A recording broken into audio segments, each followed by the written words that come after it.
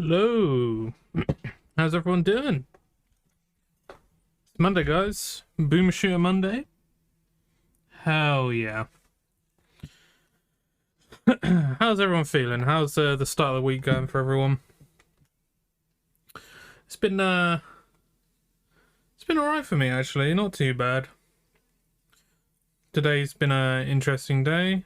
Say interesting, not really much really happened, but it was just yeah, I don't know. There's a couple of things that went on that I need to figure out, but hey, that's what the rest of the week can do.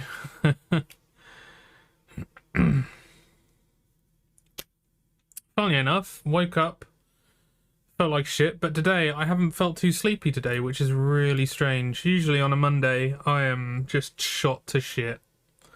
Absolutely shot. So, yeah, I'm kind of glad that I'm not as tired today. I think that's a big plus, to be honest.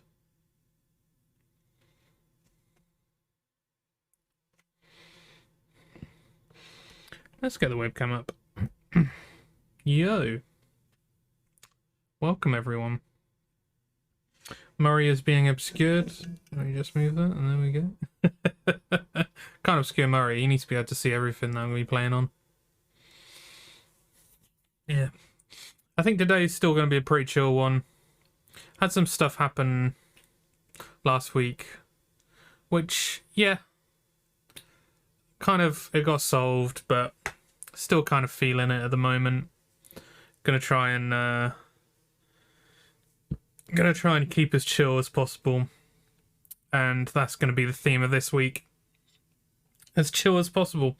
But I tell you what, this weekend I was working on some more emotes. I might give a sneak peek at some point when we get some more people in, just so some people can see what I'm working with. I've mainly been working on a refresh of the old emotes, which I'm hoping you guys will like. I'm pretty sure you will. All it really changes is I guess just it changes how the thing looks, but it's more to keep consistency across the board. There's a couple I'm really proud of. There's one I'm kind of like, I don't know how it's going to look until I actually upload it, so I guess we'll wait and see. But I look forward to getting those over because it's going to be a colour change as well.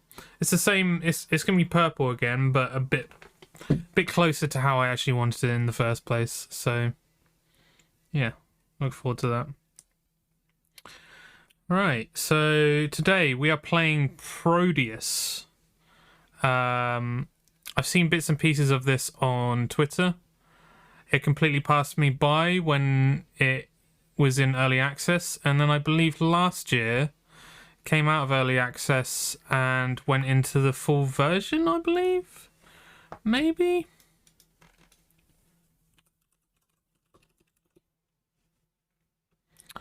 Yeah, I've only really seen bits and pieces, so I'm not 100% sure what to expect.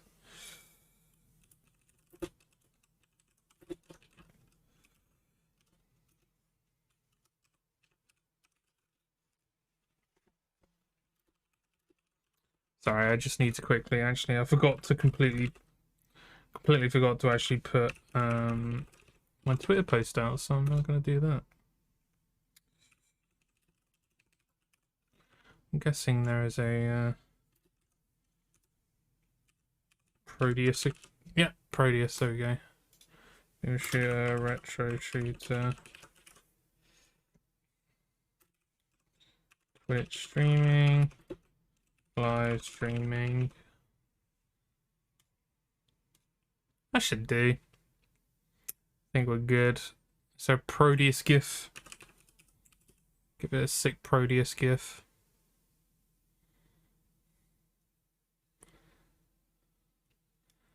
Not really.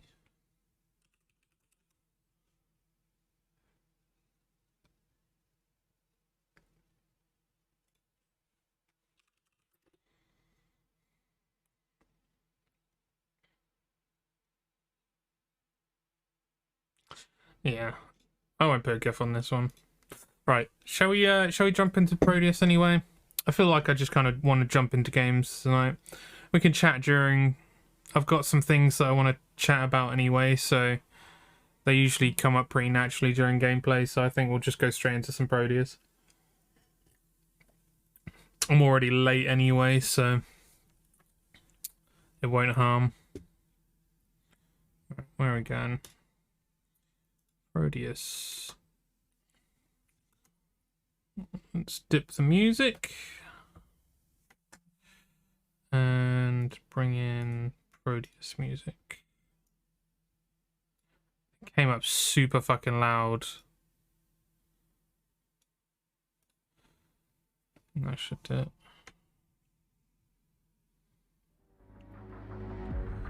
It has kind of like a Terminator kind of feel to it.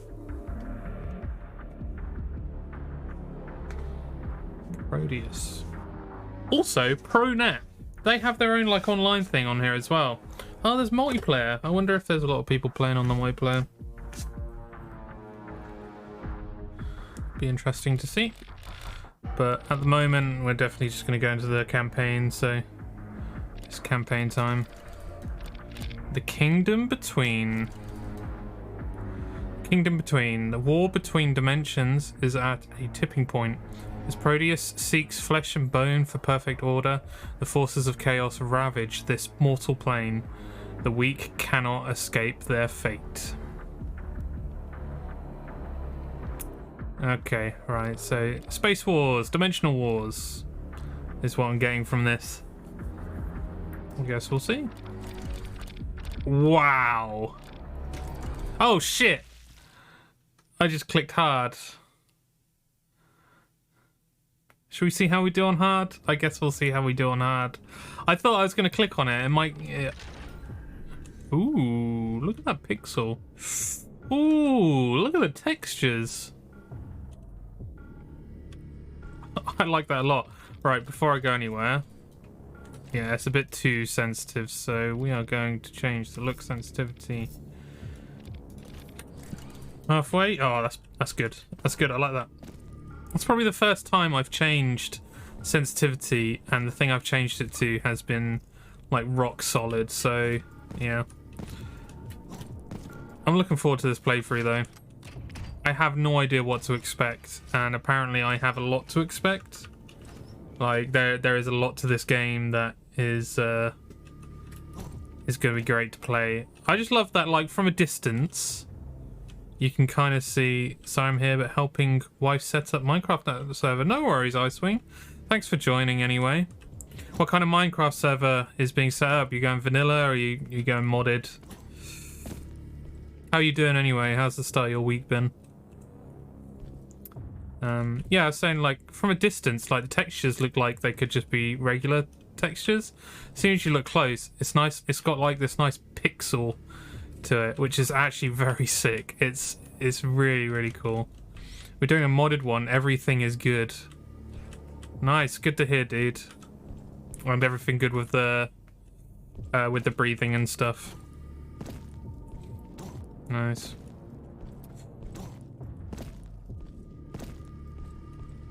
The spring. Oh, and say hi to your wife for me as well, Icewing.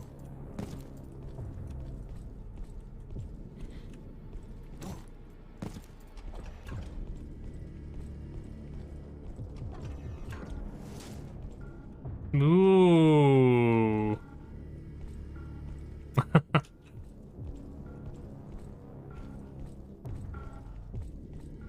Okay, I quite like that change animation. It's really like drastic though. Oh, it's even got a distance as well, so as you go above it. Wow. So is that actually like a 3D model or is it a 2D model? I have a feeling it's a 2D model. 2D sprite. Wow, a lot of work has been put in that. Ah, hello. You excited for some Minecraft server gameplay?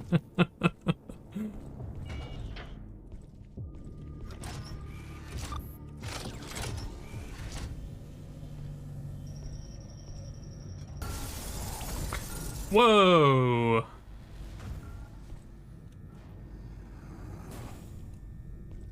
That's pretty cool. Oh, I got it working. It does take a bit of time. Every time I have to start up a new server, like I can never get people connected. And it's like something like needs to like click into place sometimes with certain things. I don't know. There's always a problem. Wow, this game is beautiful. Holy shit.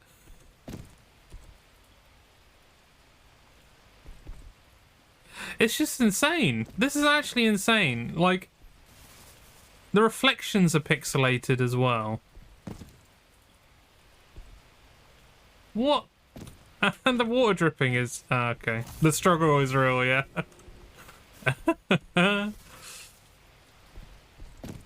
Yeah, rain physics are nice. I agree. That's really cool. The lighting and everything. Holy shit. I am very... And this is running like a dream as well. Like, no hitches whatsoever. I suppose the pixels help, but like there is a lot of good like reflections on here as well. Organic detected. Ah! Okay, did I just die?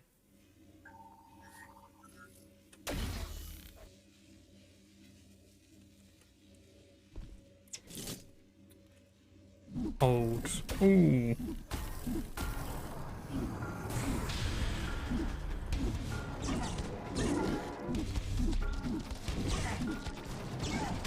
I would like to not die, please. Holy shit.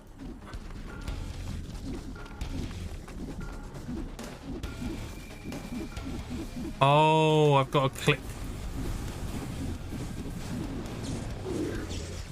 Shit. Okay, we're running. I'm probably gonna die. Holy crap. Okay, we got some health. And a gun.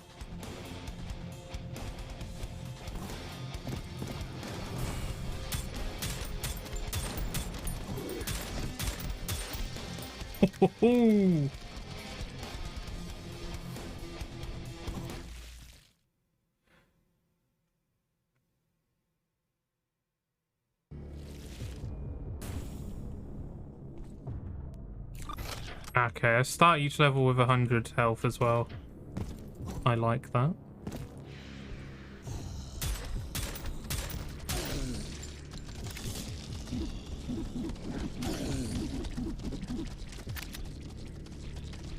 Mist parade.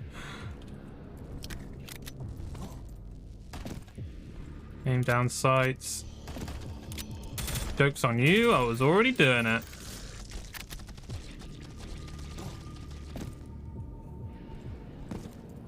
Looks partially animated. Yes, like it's got that kind of jilted look to all of the animation, right? Yeah, look at the way the gun sways.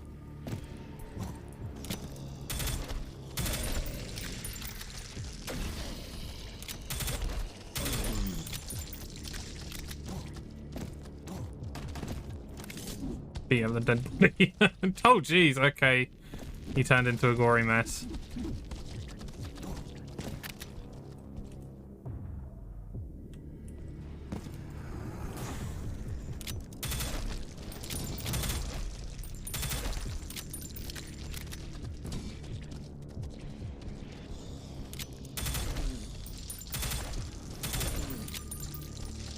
I mean, they look like... Oh, there's a bit more... I'm so confused at how this has been made. Because they look like 3D models made out of... Sorry, 2D sprites made out of 3D models. But then I'm kind of feeling like I'm being fooled here as well, like it's a filter of some kind. Which it kind of does actually look like a filter.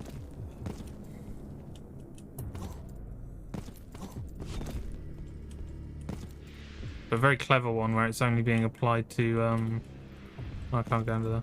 Where it's only been applied to specific objects. Okay, there's a lot of bad guys in there.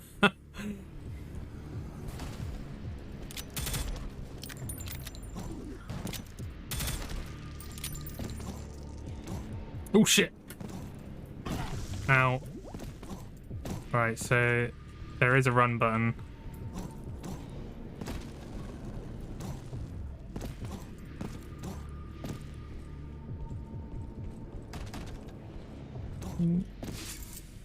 Or fragment. I'm sure I'll find out what this lava hurts check, yeah. Which means I'm no fire or lava demon. I'm not 100% sure why I am. I kind of look, if I'm looking at the face of the bottom, kind of look like a robot of some kind.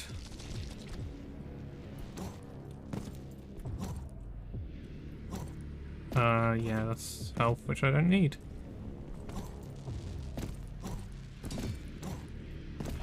Oh.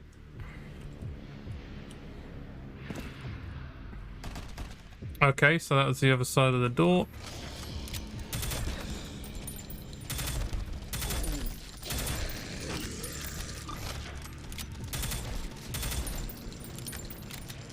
Gonna say a robot, yeah. Considering this, Oh. Okay, so this is the shot. That was the shotgun. Shotgun is awesome. You get close enough, you can get a killing shot with these grunts, which is great. Nexus point. I have no idea what any of these are. I'm guessing maybe a nexus point is like a checkpoint.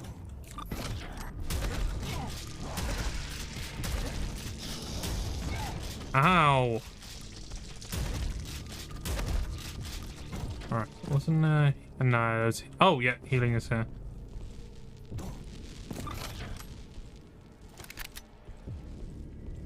I don't want to use too much of the shotgun shells, because actually they're really useful ammo.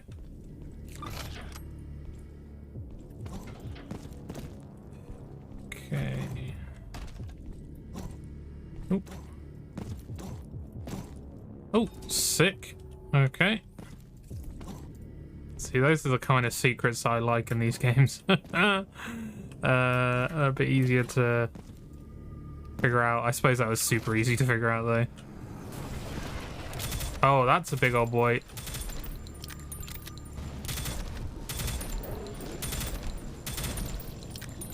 And he's dead.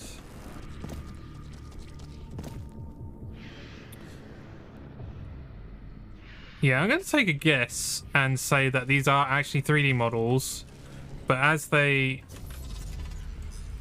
you turn, the animation is limited in frame rate. It's a lower frame rate. Because it kind of does look like it. If it's not, then it's crazy how they've got it to look like that, because it kind of just looks like a 3D model with a sick filter on it.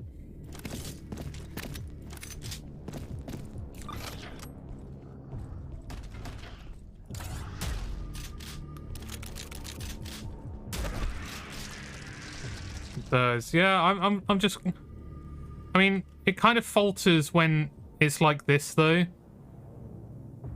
I really don't know. It's just having to account for every single direction of a 3D model like that is pretty insane.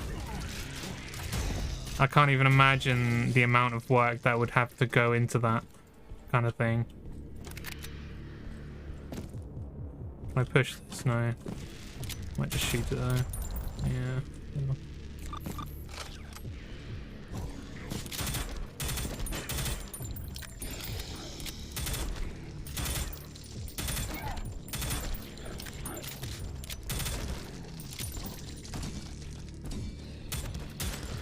Oh, okay, so when you zoom in with this weapon, it turns into a multi-shot, a burst fire. But then when you're zoomed out, the single shot.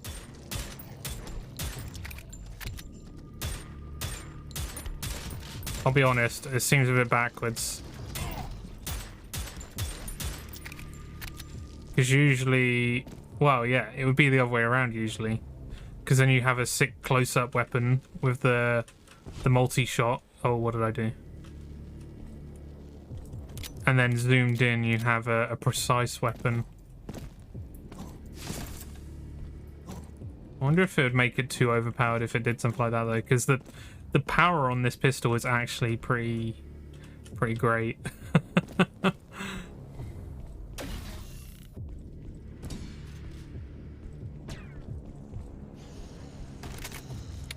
Ooh.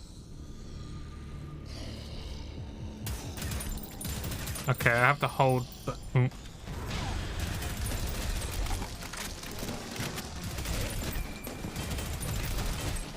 This is very cool.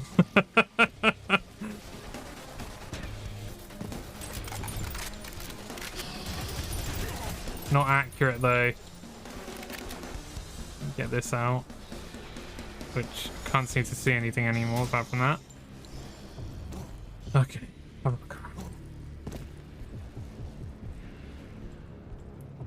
really want to get into there's a secret over here somewhere. Yeah, I really want to get into here. Maybe I'll come later. Well, you can really you can be a really cyanotic human. What do you mean by that?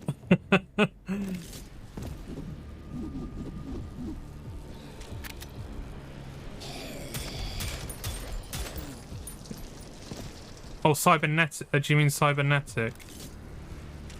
I think I get what you mean. So like half human, half robot.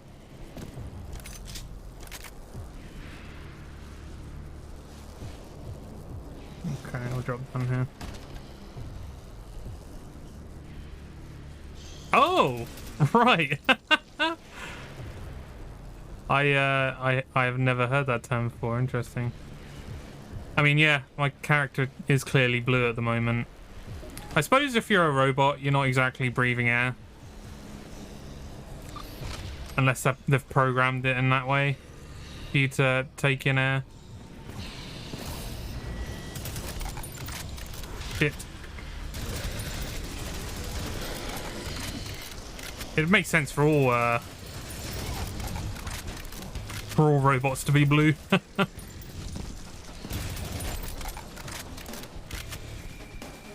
Kinda gonna actually. Okay, here come more.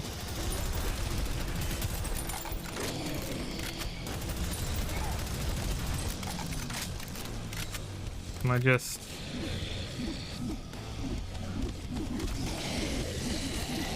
I'm just gonna punch. Hell yeah.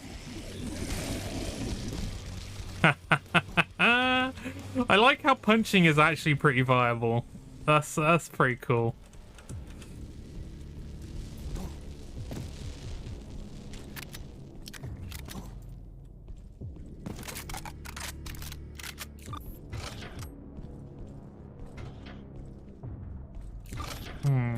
Definitely didn't miss anything around here. Nah, I think I'm just gonna have to keep moving forward.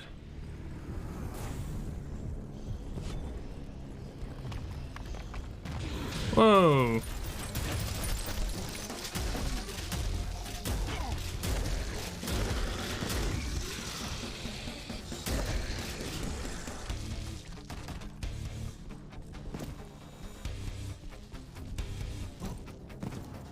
Were there any more enemies around here?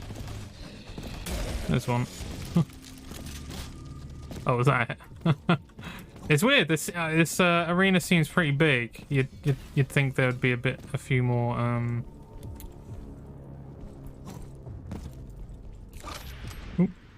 few more enemies around here. Oh, here we go. Open my mouth.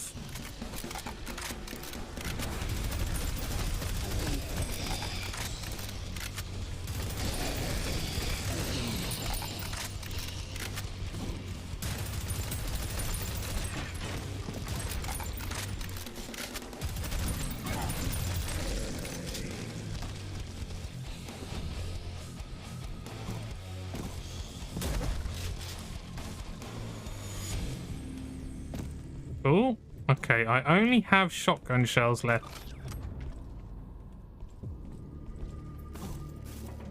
So I can go... Okay, so it is... That's the only way up. Let me just have a look around for some ammo. Because I am particularly low on it.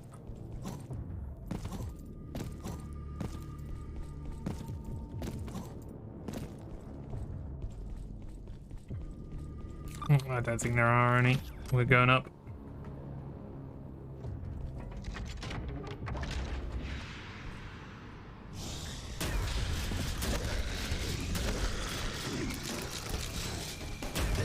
Oh, okay. I'll try not to stand too close to that in the future.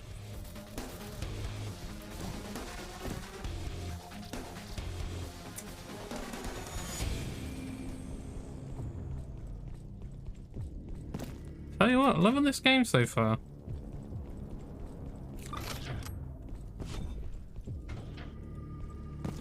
Question is, will it keep it up? That's what I'm curious about.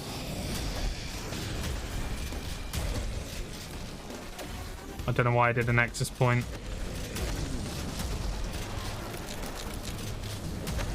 I'm not 100% sure how the Nexus points work just yet anyway, so I won't know until I die, unfortunately. Okay, so I guess I can go up top on here and go through there. Ah, so there is a way of jumping up. Okay, so can I do it from here? Yes. Oh, there is a... Oh, is that the door that I came through? Okay, let's ignore me. I just heard Chelsea scream. She's playing Slime Rancher at the moment. I'm not 100% sure why she's screaming at Slime Rancher. Something scared her, though. Enough blood to make Mortal Kombat jealous, yeah. We're just missing some fatalities now. God. Actually, I was going to say, imagine a Boomershooter with fatalities, but Doom already did that. Although you kind of... Sometimes you wish, like, when I played Doom and Doom Eternal, I kind of wish the gory kills would have a bit more of a variation to them.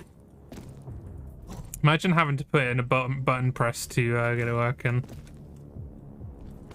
I have her on another tab muted.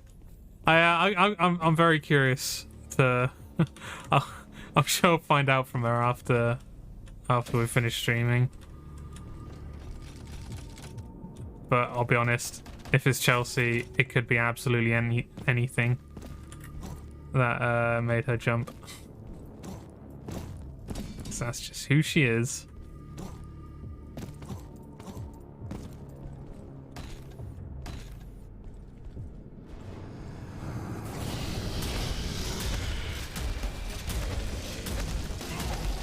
Okay.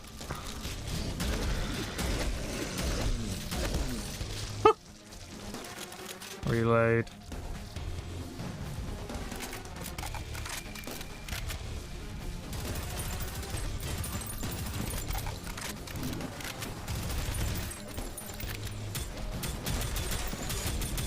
Fuck it, pistol. Wow.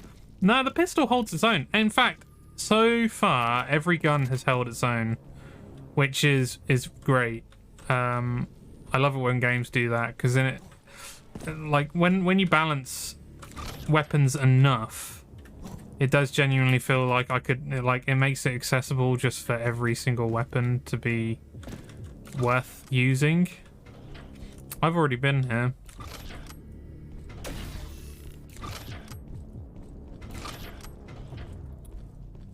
I don't know why we've gone all the way back.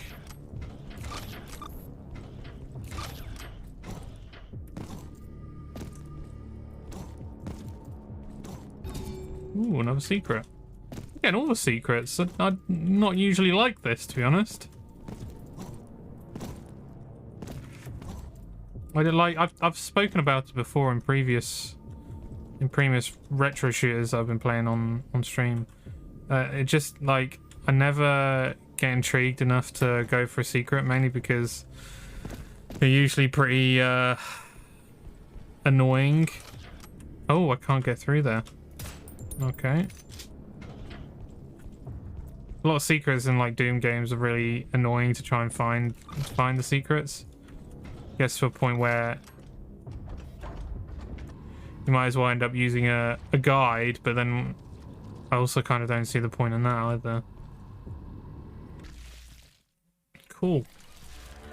I missed at least one secret, I think. Cool. Percentage on secrets. I hate it when they do that. So I don't know how many secrets I actually found and how many secrets are left. 0 deaths. Time. It factors everything into it as well. It gives you like little tokens on this side. I didn't get every kill though. Missed something. That was a good map. Continue.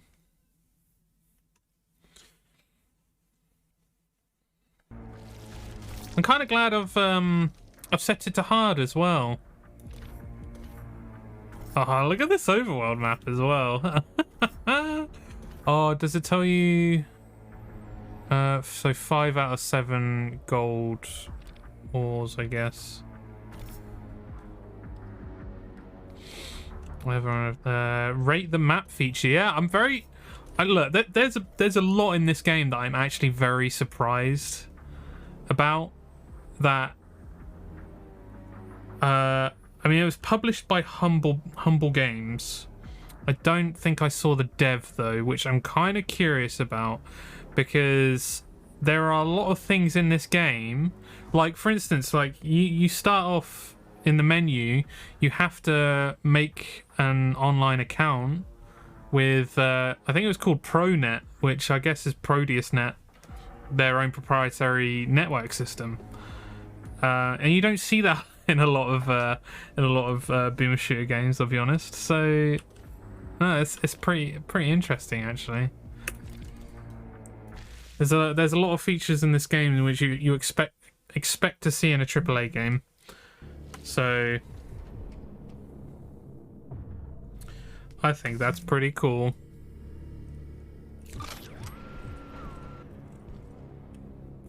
Okay, looks like there's some hellhounds.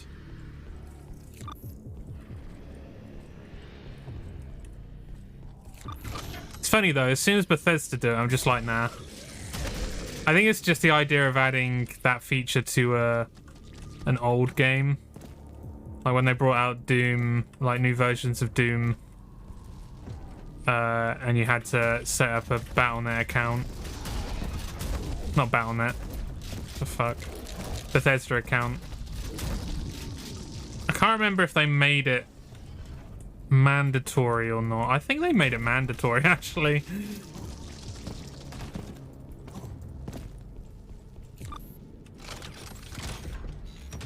That is a bloody Borderlands loot chest there. Oh dear. Okay, so we've got some grating over here. Looks like we've got a portal on the right hand side there. I've got an ore fragment. So, well, we already know that lava equals bad. So maybe not. Oh, okay. As soon as you go near the portal.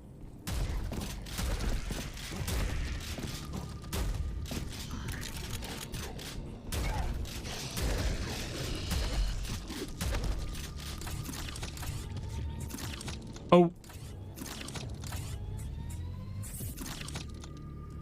I didn't realize there was a right click. I thought I'd just been zooming in for this that one. I might have to check out what the alt fire does for the shotgun. Curious now. Huh? Okay. Q to change weapon. Oh. And it completely stops time as well. That makes it worth it. Oh.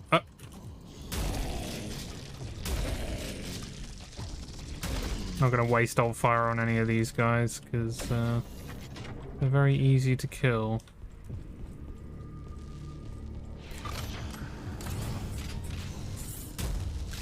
Whoa, okay, cool. That's great. Okay,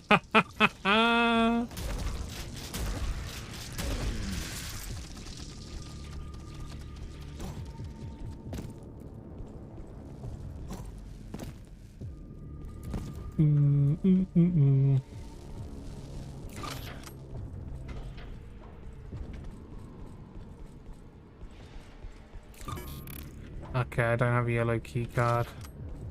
Going through here and there is nothing, so I guess we're backing up.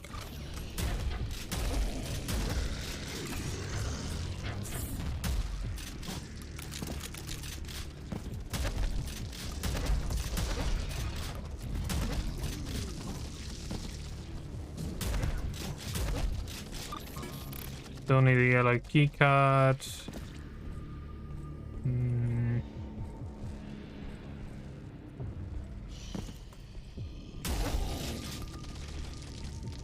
There is so much blood in this.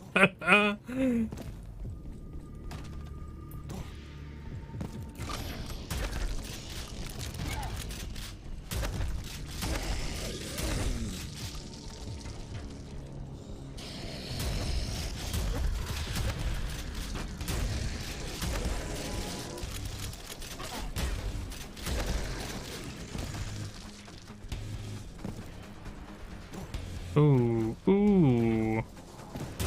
Aha! So I can just shoot that open. Ooh. After studying the Nexus points, it's clear they are of Prodeus origins. A way for them to restore matter that was lost. The Chaos are unable to use this technology. Perhaps a Nexus can be corrupted. More data is required. Oh, did I pick up an auto map? This is like a fully 3D auto map. Oh, you use WASD to move as well. Wow. Okay. Maps are big.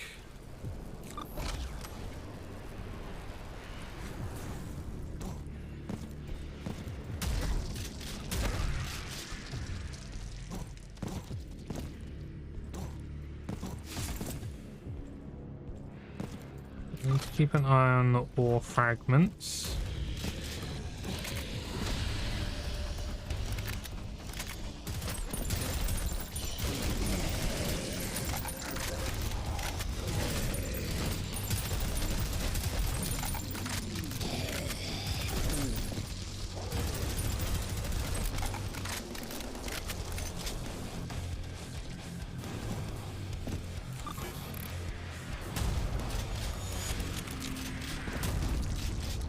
Okay, these remind me of the... I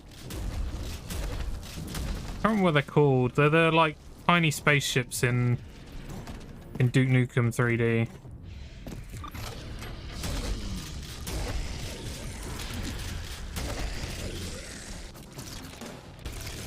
Oh yeah, that is nice. Amplification chamber. Oh, okay. So those two machine guns use the same ammo. Oop. Use the same ammo as the pistol.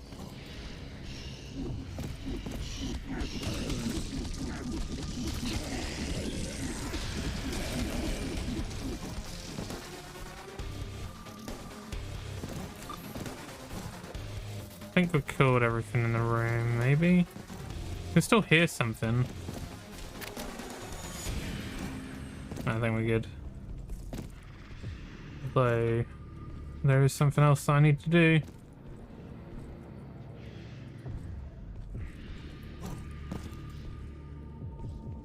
Oh!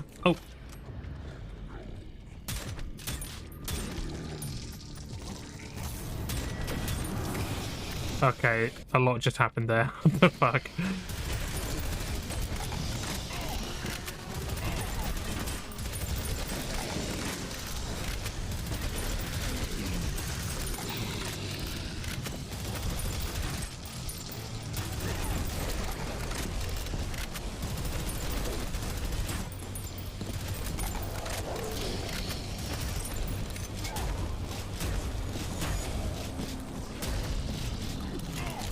Ow. So it seems large groups so far aren't posing too much of a threat. I know that I'm probably going to eat those words at some point, but so far it seems to be fine. Guess we'll see.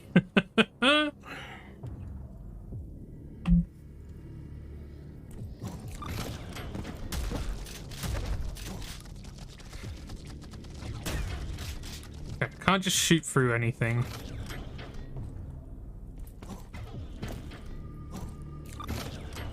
Is there a way to access that? You can't really see through. It looks like there is a secret opening around here somewhere, but hey, as I said before, I'm not that guy.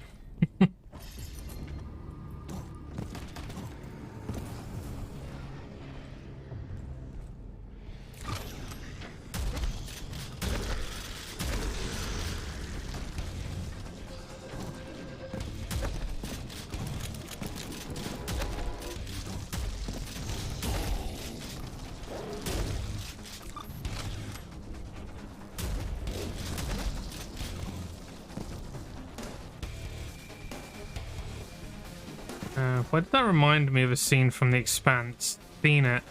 No, I haven't. The TV series. Heard of it, I have no idea. What it's about, though. I'm assuming it's something space-driven.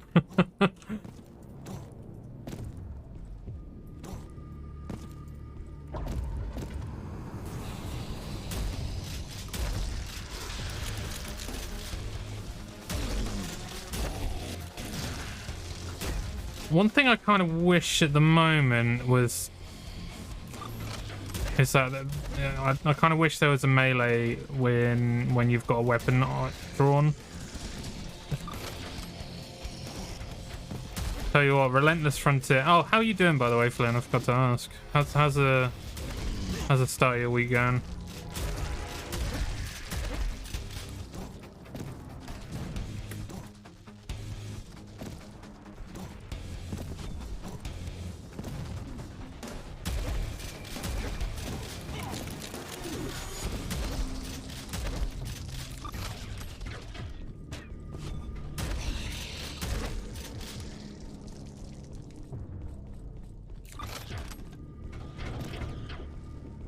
So much open to me now.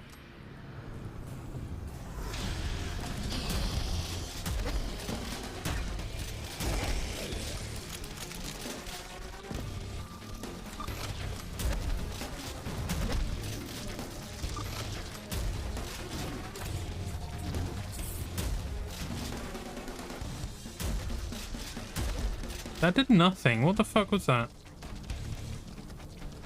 It's an amazing sci-fi series. Anyway, the relevant bit, there's one character about to kill someone because he hurt his kid. Another tells him, "You're not that guy," and talks him out of it.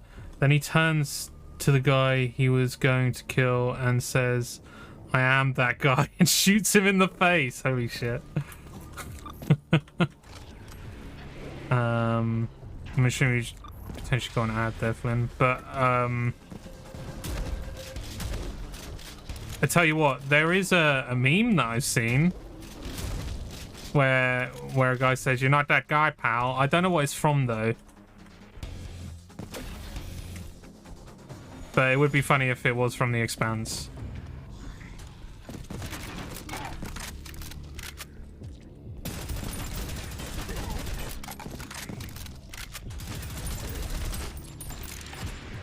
Oh, I got a minigun. I got a minigun.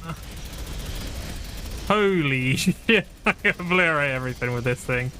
Holy bollocks. It is not. Okay.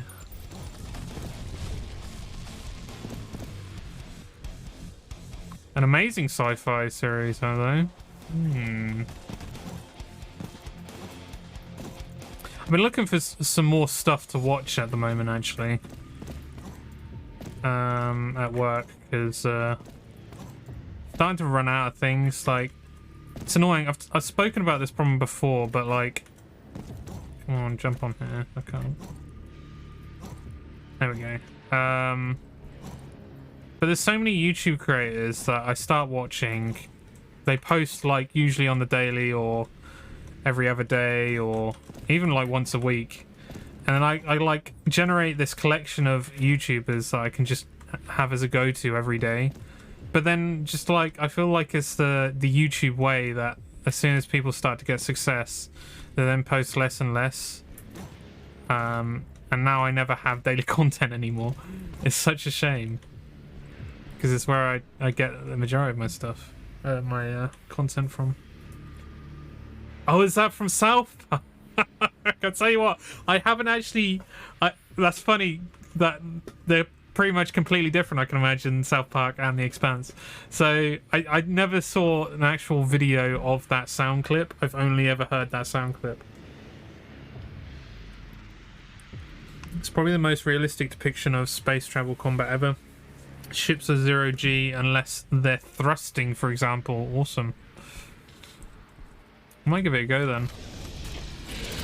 Definitely add it to the list.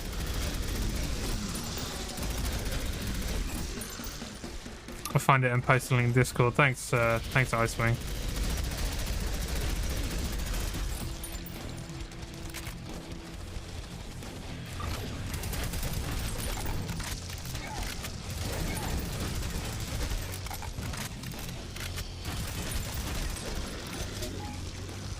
Oh, the exit. Am I ready for the exit yet? I like that it actually told me it was the exit. I'm assuming it did previously and I just didn't pay attention. As usual. I can't go back on myself, so yeah, that's the exit. Okay, cool. Let's go. See my piddly little secret score. One of the factions are belters that live and work around the asteroid belt. Okay, cool. And outer planets, they can't cope with Earth's gravity. Oh, right, okay. You got me with that.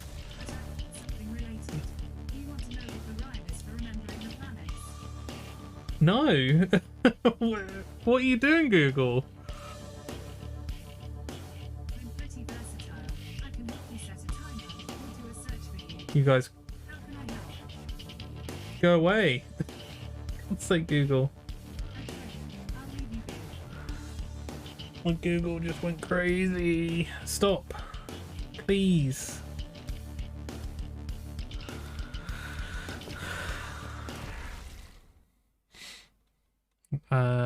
Their posts in general. Nice. Let me have a quick look.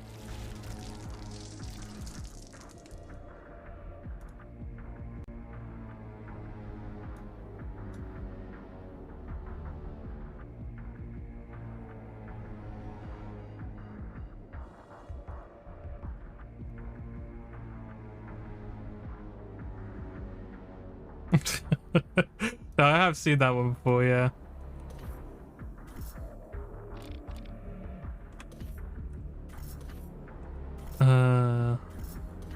That's old South Park as well. God, I do remember that actually.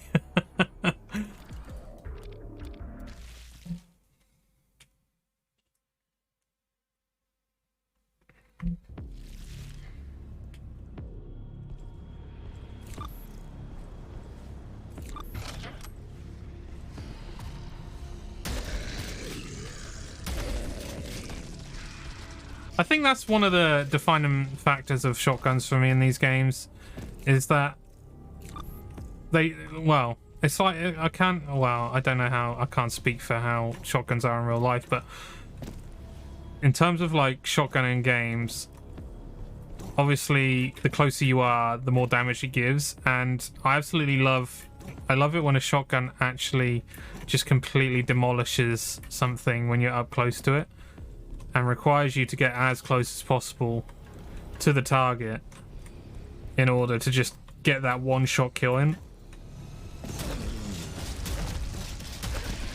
But still do like an alright amount of damage from a distance just have like a very wide spread so that not all of the damage actually goes into the enemy when you're further away.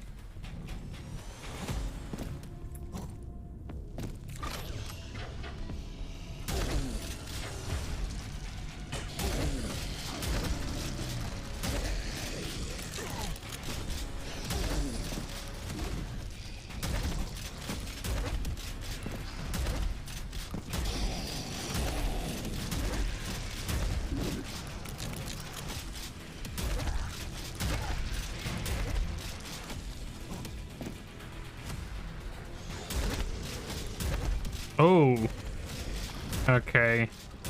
We've got radioactive enemies now.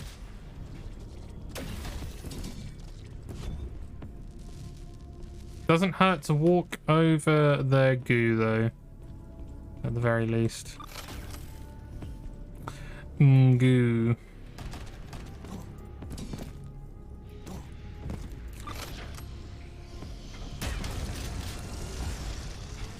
Easy.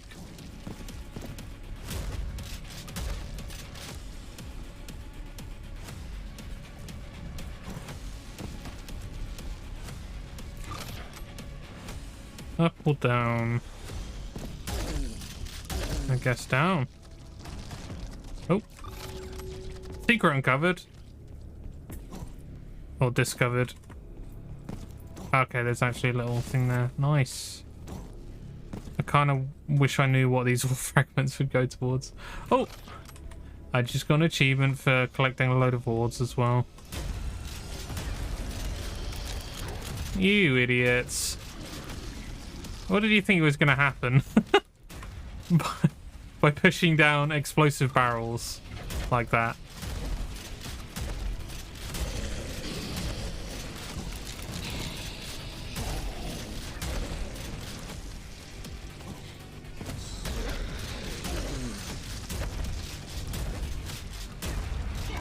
I think, yeah, I'm absolutely in love with this game, so anything kind of critical that I would say about it, it's definitely going to get overshadowed by how much fun I'm actually having playing the game. But I do like to kind of pick up on certain things, just to kind of like be like, yeah, could be better in this area. At the moment, it has kind of a clunky feeling to it. I'm not convinced. Oh, that's cool. That's very cool. I'm not convinced that that's a bad thing though with this game. It's just I feel like I don't know. I kind of want to know the intentions of the developers of what they're trying to do with this, but like, yeah, momentum in this game isn't as prominent. I don't know whether I just haven't found the right thing, or if there's a mechanic that happens later on which makes me be able to just jump through the levels competently. But at the moment, it's like there's a lot of... I feel like when you jump through the air, there's like a little bit of a drag as well.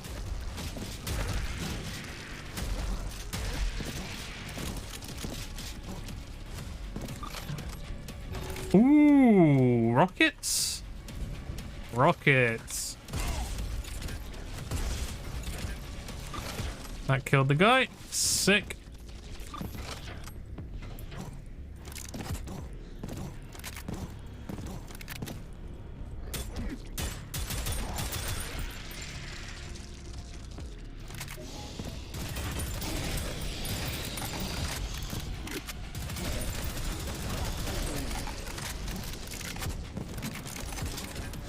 Okay, we're gonna be, there are a lot of weapons in this game. If those question marks have anything to do with the amount of weapons that there are in this game, then,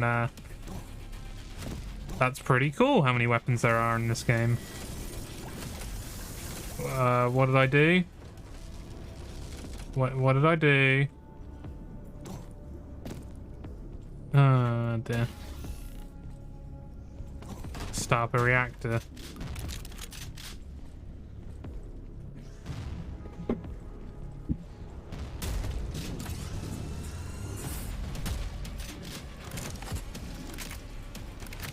Okay.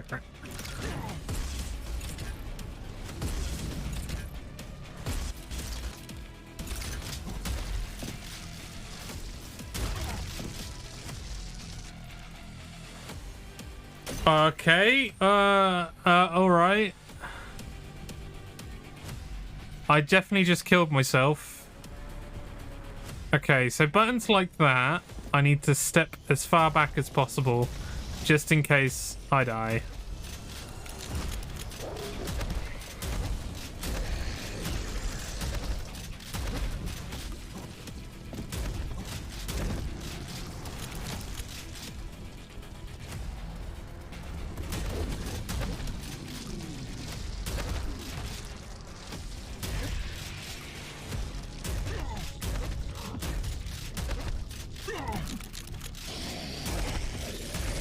Damn it, that was my first death. Looks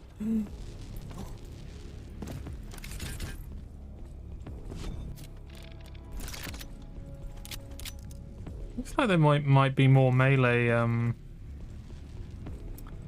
based weapons as well, apart from my fists.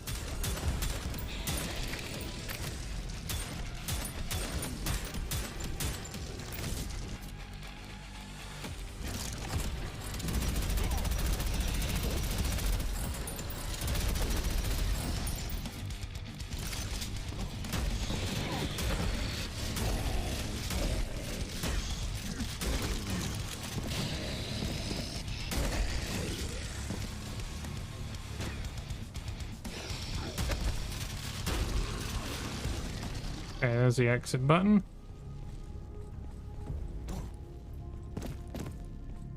Ooh. Sick. Didn't see that when I was first here. I think maybe we should be good to just go.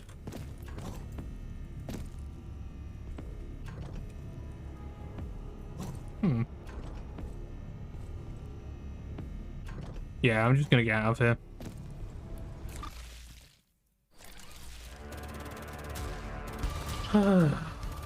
Funny enough, I actually need to take some pills. Oh, I got all... Bloody hell, I got all kills. Didn't get 0 deaths though.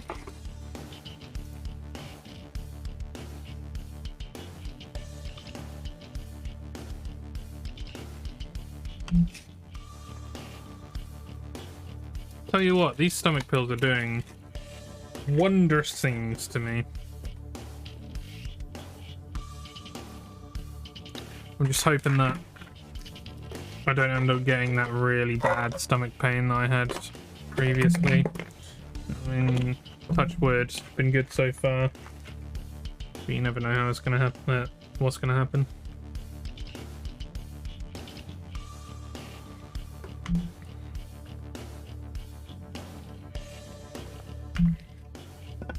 Alright, Pepsi time. He says after complaining about stomach pains, which are to do with some sort of gaseous stuff happening. Oh god. Oh no.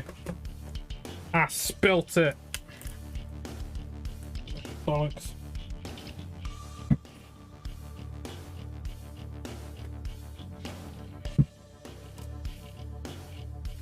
Right next to my hard drives. What the hell?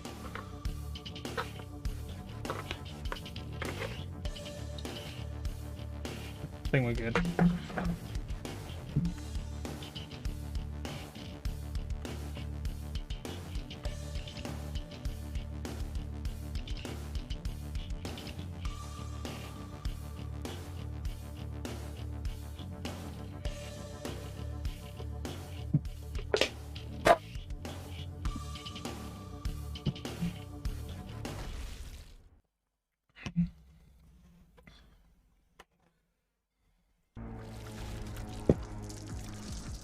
Ooh, left or right? So, oh, shop. Okay, let's go in the shop. Let's figure out what we can buy.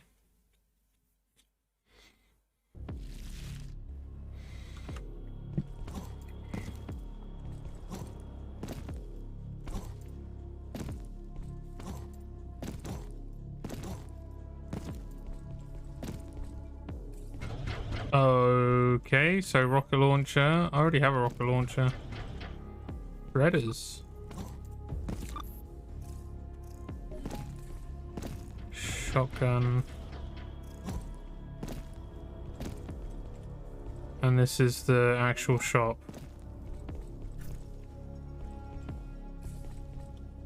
Oh, okay, yep. There's things that you can get for momentum-based stuff.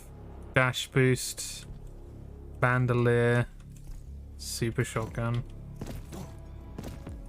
So I'm guessing. No, it's not. Oh, it is showing that. It's rifle. Mammoth. Yeah, so it is currency. It's not just, oh, you've got this amount, so you're able to open up this. Okay, well, let me test some shit. Let me test the super shotgun.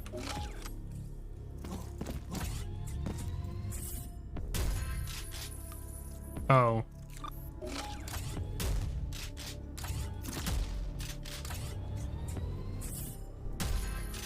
It is just one accurate shot as well, even though, like, it absolutely owns. Okay, so that's the shredders. And, okay, so if I just use one, it does give better accuracy. Okay.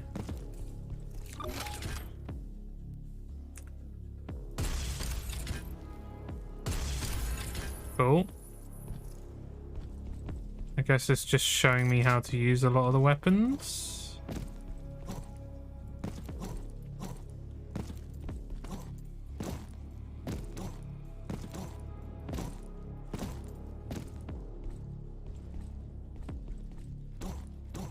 I don't think there's anything I can actually buy yet. I need more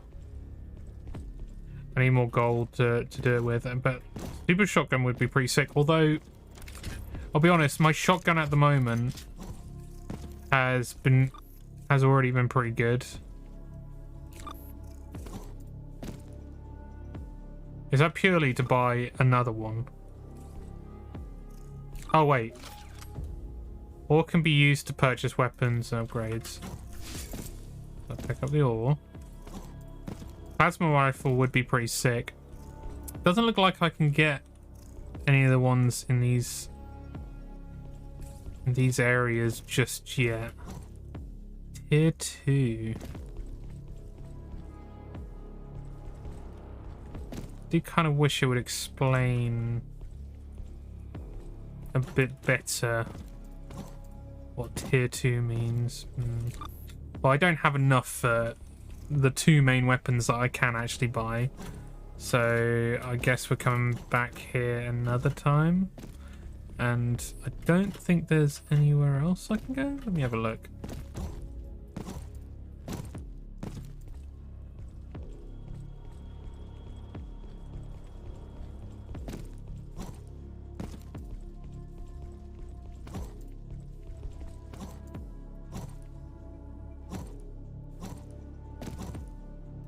Looking up there. No, okay. I wonder if each different shop, and I'm assuming there's going to be other shops. I wonder if each different shop that you go to has different things as well. Rate this map. It's a good map.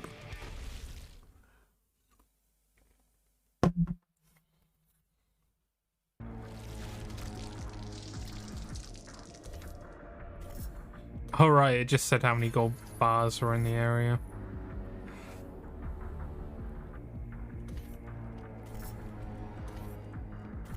Wonder how I get to that one. Well, we're moving on to the next map.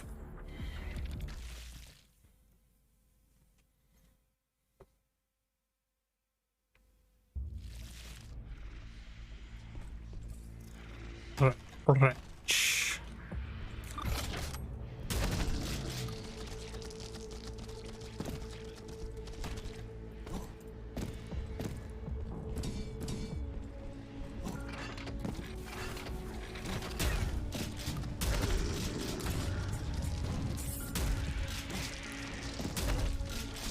So yeah, that alt fire kind of solves the problem that I was talking about of the shotgun not being good from a distance. But I have no qualms about it not being good at a distance, I'll be honest. But yeah, having the option of being able to having to wait for for the shotgun to be better at distance is it's good.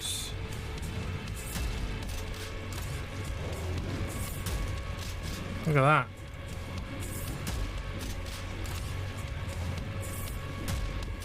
Wow, okay, 2 shots. This shotgun is already pretty gnarly. So, I'm already like happy. I'm curious to know what a fucking, like, if I've got a shotgun like this, what a super shotgun is gonna do. Because it must have some sort of different mechanism. Maybe, obviously, probably have a different alt fire of some kind. It's going to hit 2 shots at the same time, so I guess I am shooting things twice sometimes if I'm not close enough to it. So having that will initiate it being exactly like a one hit kill. Oh yeah. Sorry, that was probably a bit loud. I don't know why I went so high pitched as well. My voice definitely broke there. I'm not gonna lie. Okay, right. Cool. Oh, come on. He pre-fired that bitch.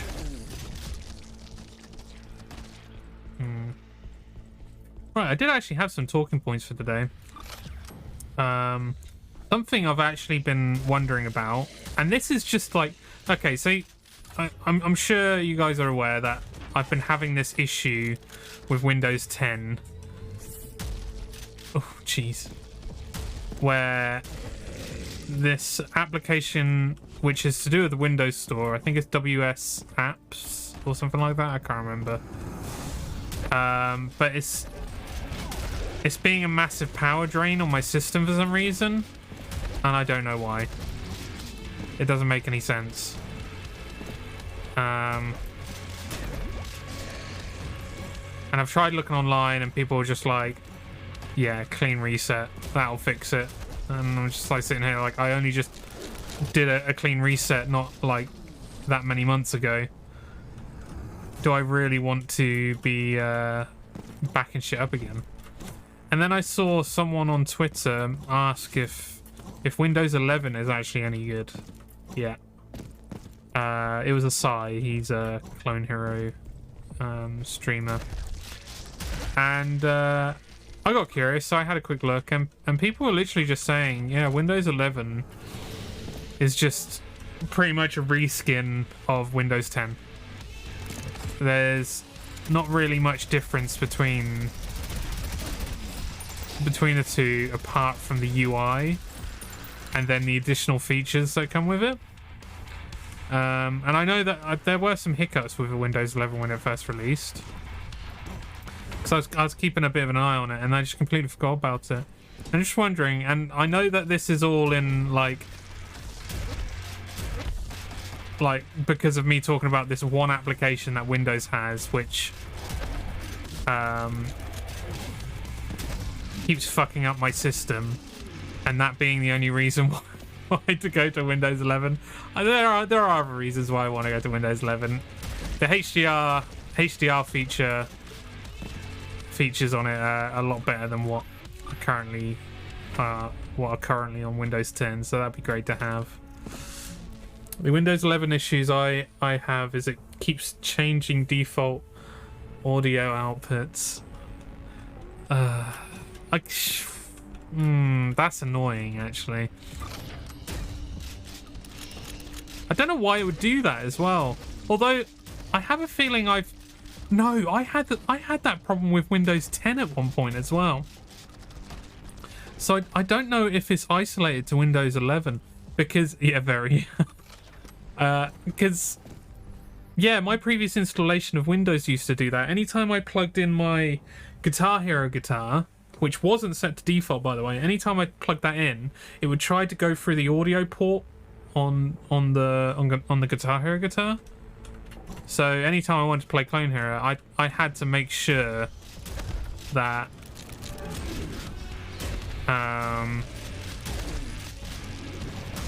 I would have to like change the audio output back, which is very frustrating. Right before I would stream, I'd have a different... Ah, that's bloody annoying. So I already went through... Oh, right. But I want to go through there. Where is the button for you? Huh?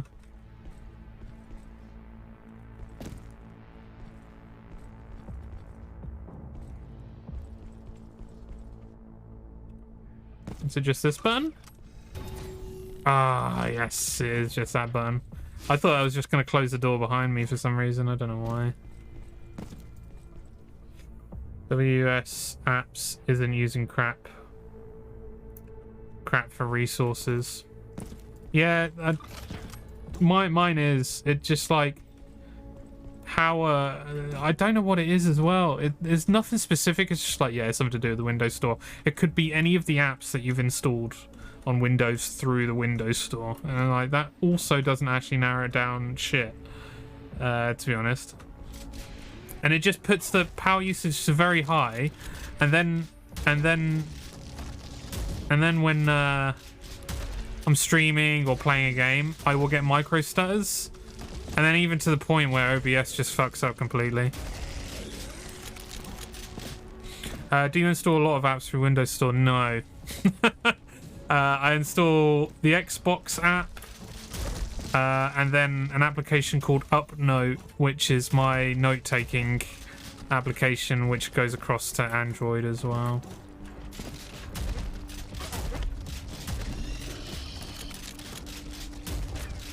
I missed. I gotta run. Okay, this isn't good.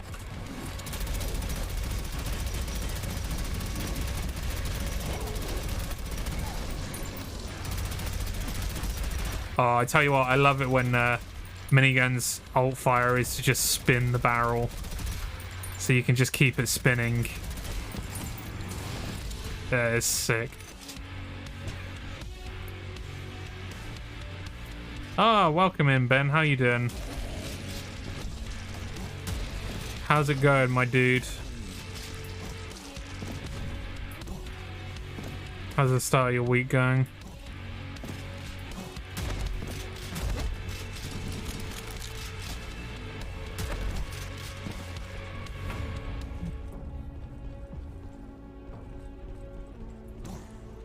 Cheers, man. Yourself? Good to hear, my dude. Yeah, I'm not too bad. A bit down about something now, though. So usually I stream on Wednesdays with the guys. We play games together. Well, one of the guys, Brad, he wants to start doing some World of Warcraft stuff, and he's running with some people on Tuesdays and Wednesdays. And yeah, he said that he won't be able to play Wednesdays anymore, which now we've had to narrow down which days we can play, and it seems to be the only day that we can play is either the weekend or Thursday. And I think Thursday is the concrete thing. So at some point, dude, I'm not going to be able to come into your streams on Thursday, which is really sad, because I tell you what, I really bloody enjoyed watching you and Kyle play Dark Souls 3 the other night. I'll be able to join in this week in watching some Dark Souls 3, but I might have to be a VOD boy for the rest of them for the foreseeable future.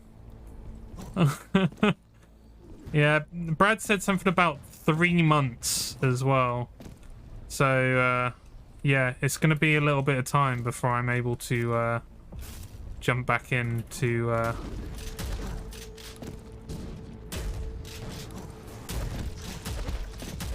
watching, dude.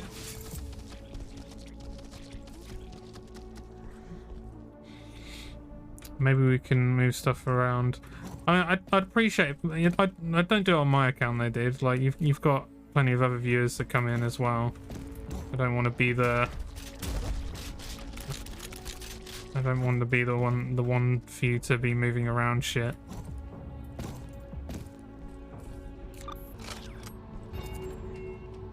Haha, wow, yeah, there goes WoW ruining lives again. Tell me about it. Multiple lives. Nah, it's all right. He's been kind of. It's been an inkling that he's been wanting to kind of like raid for a bit now. And in his guild, it's like, yeah, the only days you can do it are Tuesdays and Wednesdays, and Tuesday is the other day that maybe I would have been able to stream instead. But then I would have missed another one of your streams anyway, Ben. So either way, yes, it's pretty sad. But I will be catching up with VODs with that, with yours though, dude. I think you and Kyle gel so well together. I look forward to future streams. Fucking kidding. Oh, Mumya, thank you so much. Gifted sub from Mumya. That's sick. Thank you. How you doing, Mumya? Are you feeling any better? I appreciate that. That's sick. Holy crap! Up to 23. I'm lurking. Are you watching Chelsea play? Slime Ranchers too.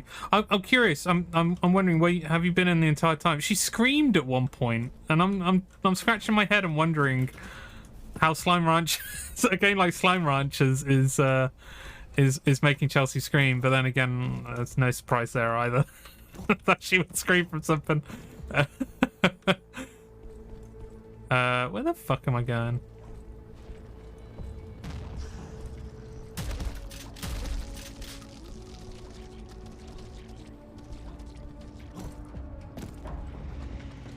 How dare you?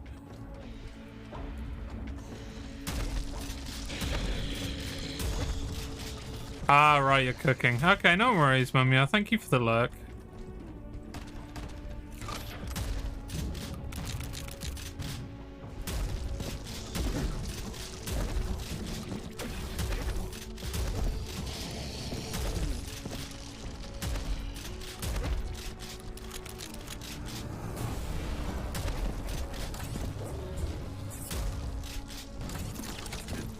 Oh, okay. Whoops. No, that was a good weapon. Actually, I'm gonna rescind that. Whoops.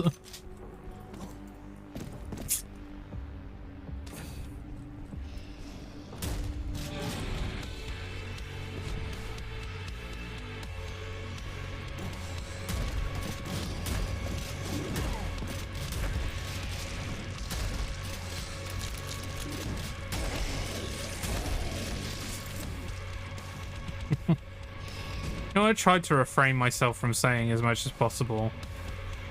This hard setting isn't very hard, and it's mainly because I know that I'm going to get absolutely diabolically annihilated at some point as soon as I say it.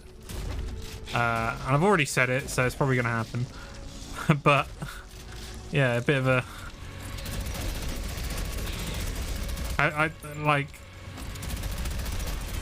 A lot of these attacks are only dealing like 5 or 10 damage, when usually on hard, it's a lot more than that.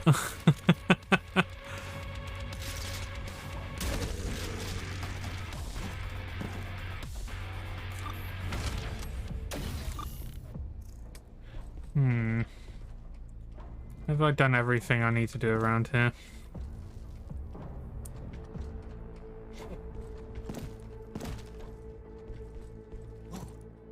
Oh, shit. Okay, well, Oh, sick. Oh, sick.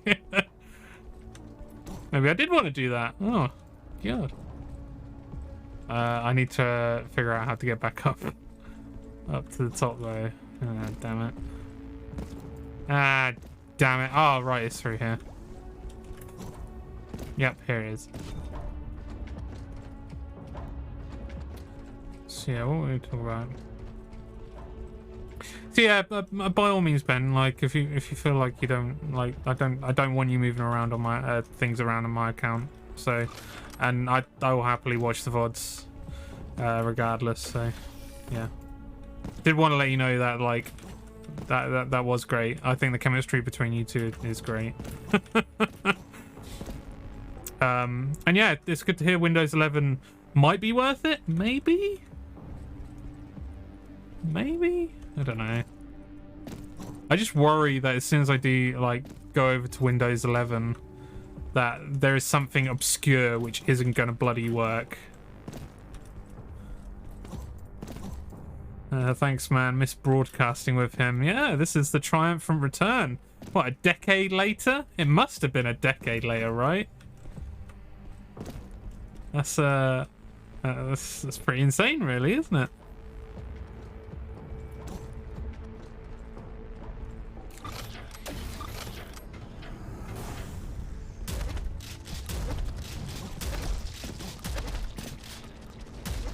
"12 years. Fuck me sideways. Wait a second. And that was university? No way, dude. Didn't you do a gap year as well? So it's even further. Oh my god. I don't even want to think about 13. It's probably around 13. Oh my god. Please no. I'm 32 this year. Yeah, me too.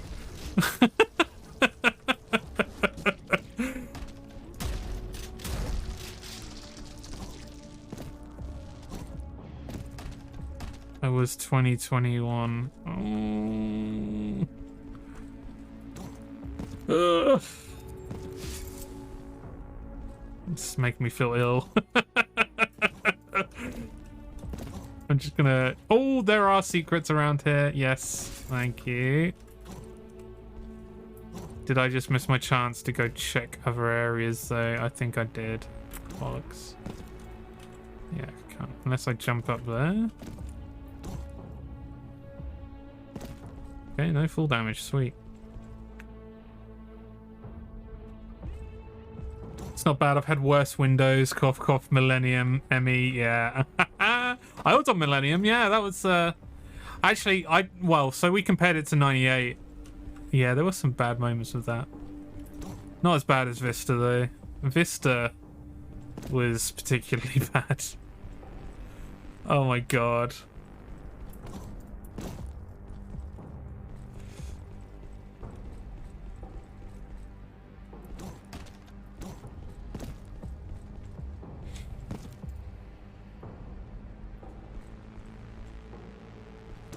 But yeah, I completely missed 8. I dodged it. I don't know how I did it. I think a lot of people did, to be fair. And I know how I did it. Windows 7 was great. Ah, through here, yeah.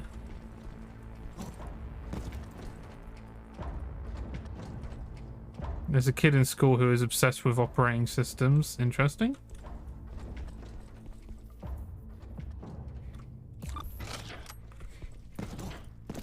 He knows all the different versions of each one. And you teach pretty young kids, don't you, as well? So that's that's pretty cool that a kid is has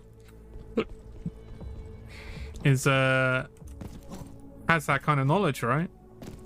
Or has that kind of interest to like the December 2008 release of Windows 8 or whatever. That's cool.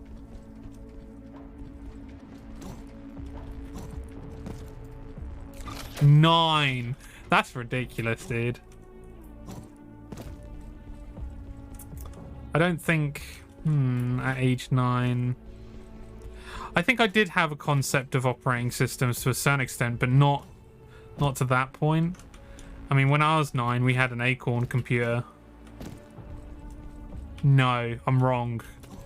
When I was 8, we got our Windows PC. When I was I must have been a lot younger than that, actually, when we had the Acorn. His knowledge of computing is better than mine, genuinely.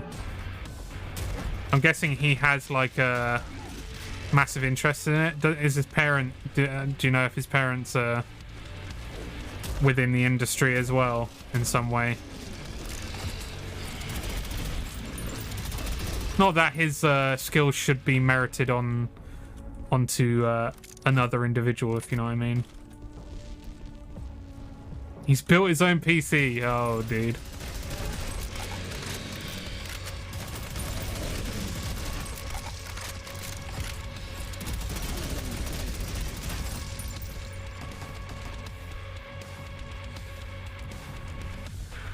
I suppose I know more about programming. You one up in the kid. The kid, man. Yeah, you got that little bastard. I don't think they like tech. See, that's the interesting part. If the parents haven't got an interest in it, then you know that that kid is destined for something.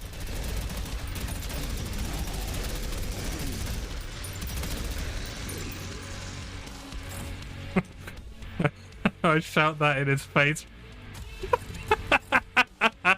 Oh god, that's hilarious. He just comes up and like, "Oh yeah, I learned about this new operating system, Teacher Ben." Or is it Mr. Fox? Is it Mr. Fox? Mr. Fox. Oh shit! I got 100% kills and secrets and everything else. That's sick. And then you just like look at him with disgust and it's like, yes, but my program knowledge is better. He shouts it in his face and then run off.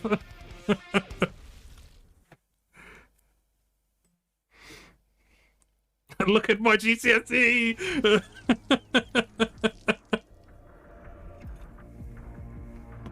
For some reason, you have your GCSE certificate on hand at all points to point out that you have a programming GCSE. Or computer science is computer science, isn't it?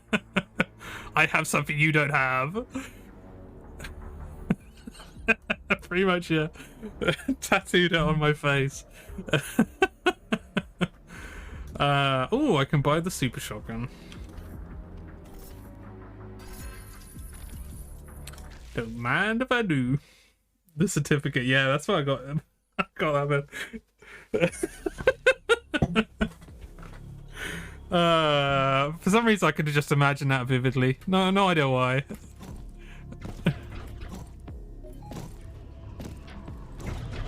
Why does the jump slow down momentum? Why have they done this? Oh, I got 20. Shit, that's sick. Do I want a super shotgun or a plasma rifle? I don't have anything plasma based yet, so I feel like I should just get the plasma rifle and then I'll get the super shotgun. Oh, yes. Yo!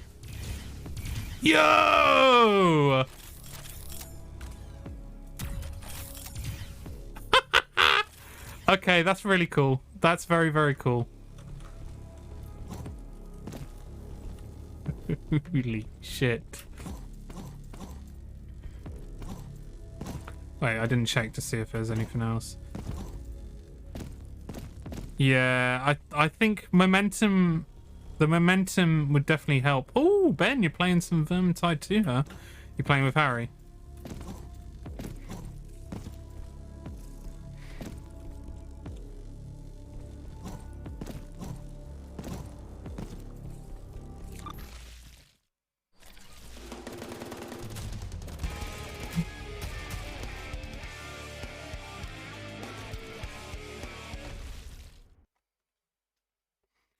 I was just looking through the character upgrade options. Okay. Are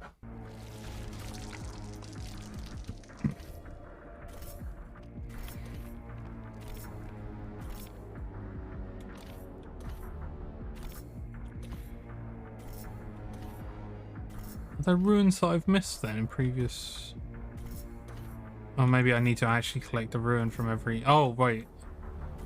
Okay, there's ruins there. But I want to go to this. Shotgun trial. Thoroughly enjoying it though. I'm curious to know when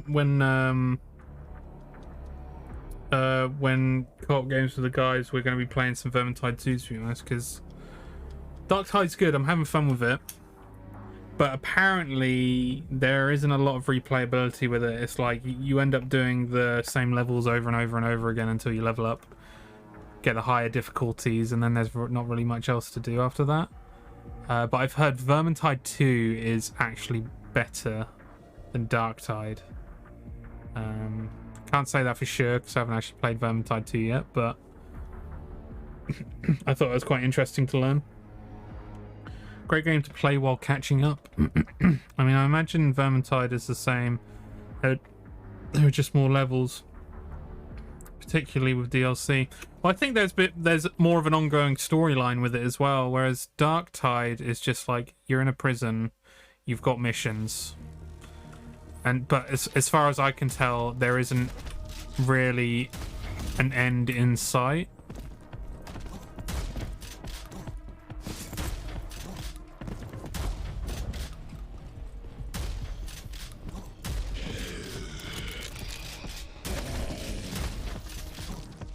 Oh.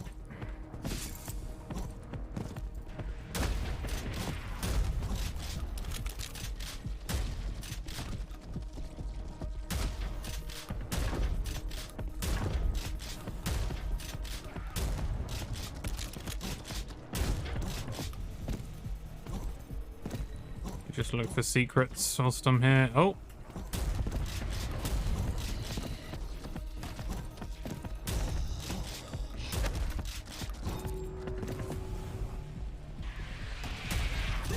Ow. They are exactly like those. I think they're called drones in Duke 3D.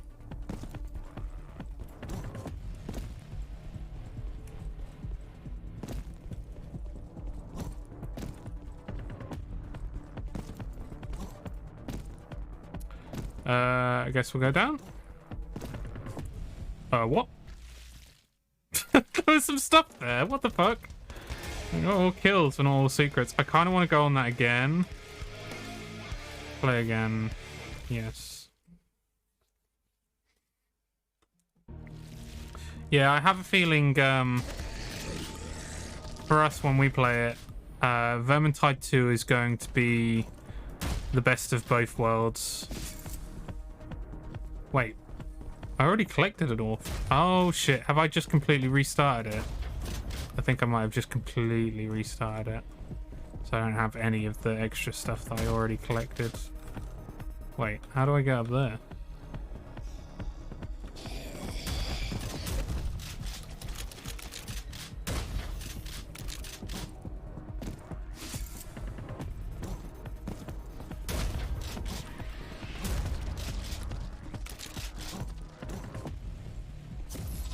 Auto map. Yes, give me somewhat of an idea of where things are.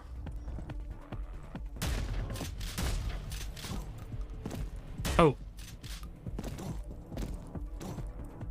Alright, so there's a way of...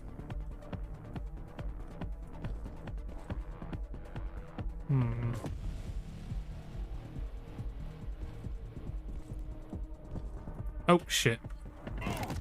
I died. Restart.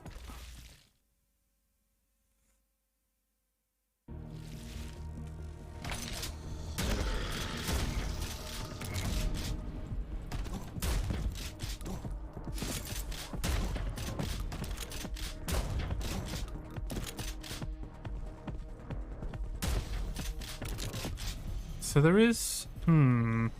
Ah, bollocks! I did it again. So there is something over there that I need to maybe jump to from somewhere.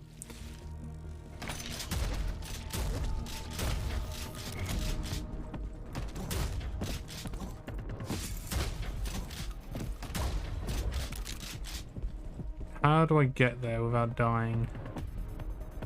So there is a platform there.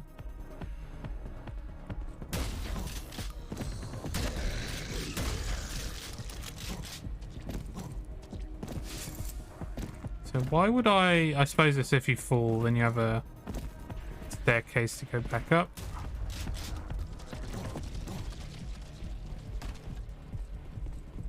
And then what? Does that literally just move up? Is that the thing that it does? I could already go up though. And the auto map is up here.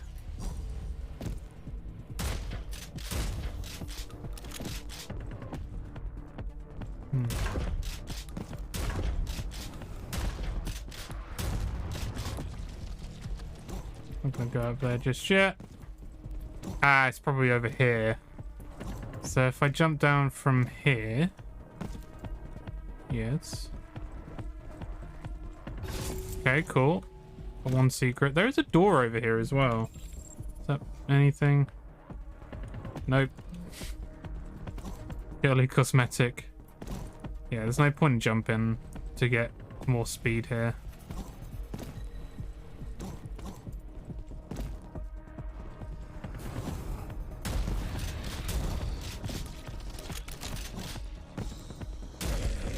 Question is, will I be able to see when I've found all of the secrets?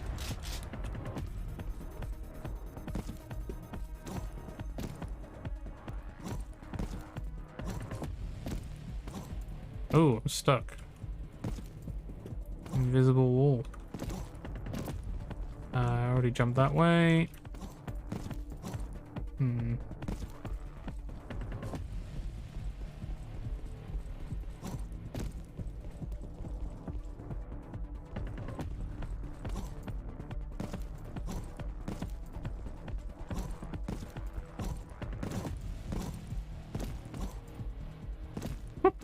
I can't jump up there.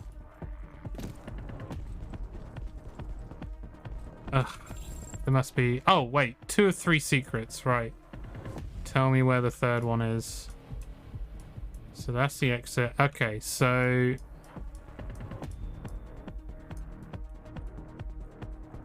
Last secret is something to do with here. Alright, let's go have a look.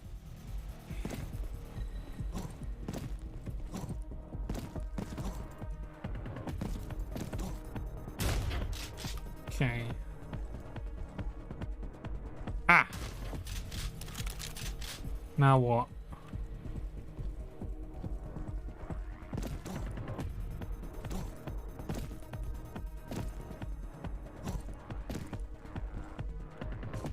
Okay, so I did that. Is there another button somewhere around here?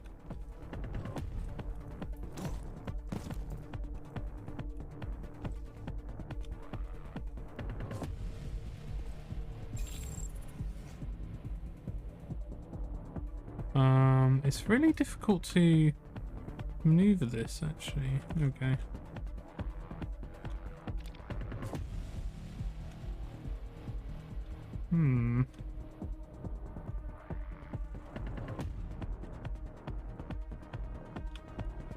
There is something there, isn't there? I feel like I've already been there, though, but... I mean, we'll do it again. That is the third secret. I don't think I can do anything with. But I've got all 3 out of 3 secrets, but I can't...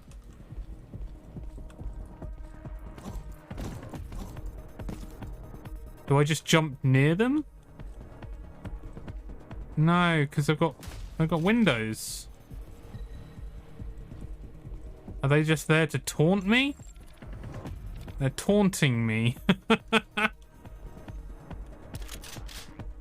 If I exit this level again and then it says you still haven't fully completed this level, I'm gonna be pissed off. Fuck it. Yeah. It's gonna tell me that I didn't collect all of the fucking gold things. And it's gonna be very frustrating.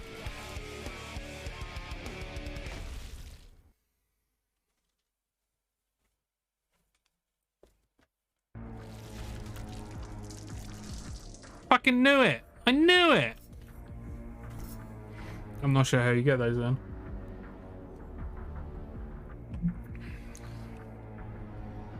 Unless I can do like a power shot.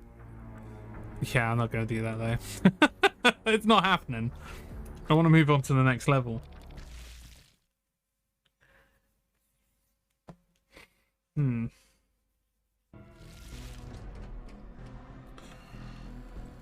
So, some other talking points. A new snippet of some Silent Hill 2 information came out. Silent Hill 2 remake. Which is actually quite interesting. They weren't revealing too much. It came from IGN. It was like this this little interview that they did with Masahiro Ito, Akira Yamaoka. I can't pronounce his name properly. And then I guess the director of the game. I can't remember what who the other dude was.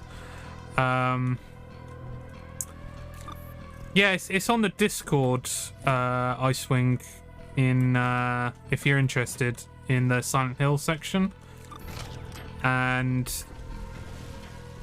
they just kind of, I think they have brought this interview out to kind of like chill people out a bit, because they talk about how they've made some differences to the game, obviously. They mainly spoke about how James is older in this one, and made a particularly big stance of saying this is a remake, and as you can see, we've made changes. There will be changes because this is a full-on remake, which I think that's a cool stance to make. It means that it's going to be a different game in some way.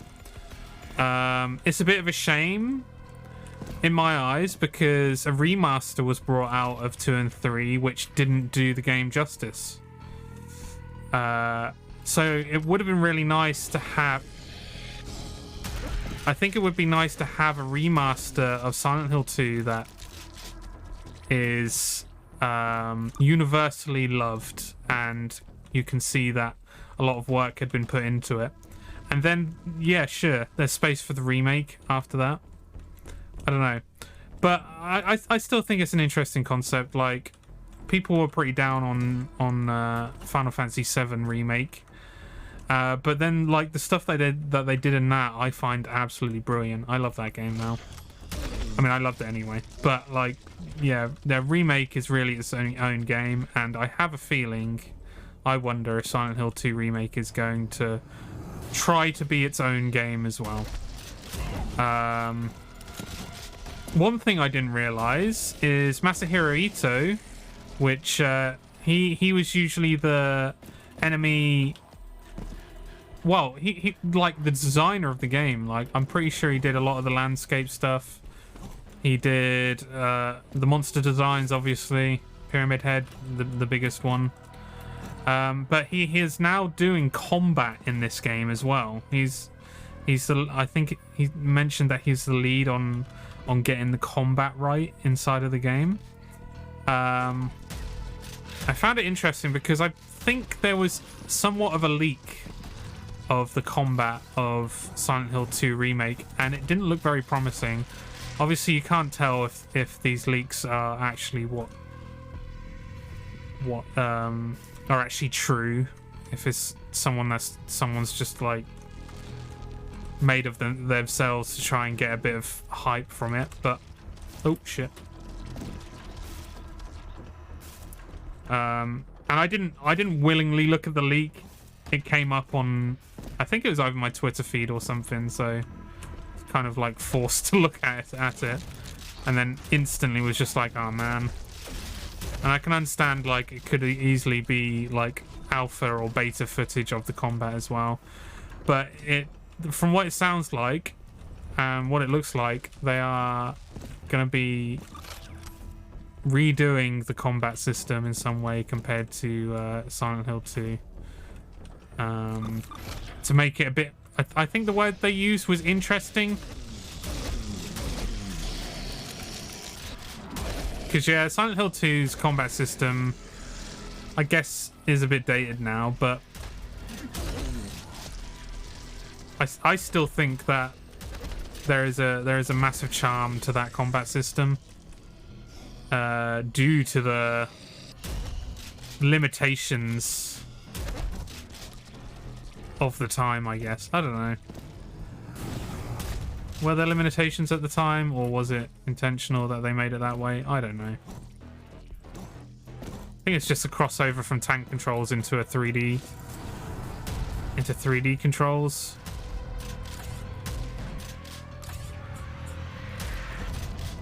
Ooh, I almost got hit by that.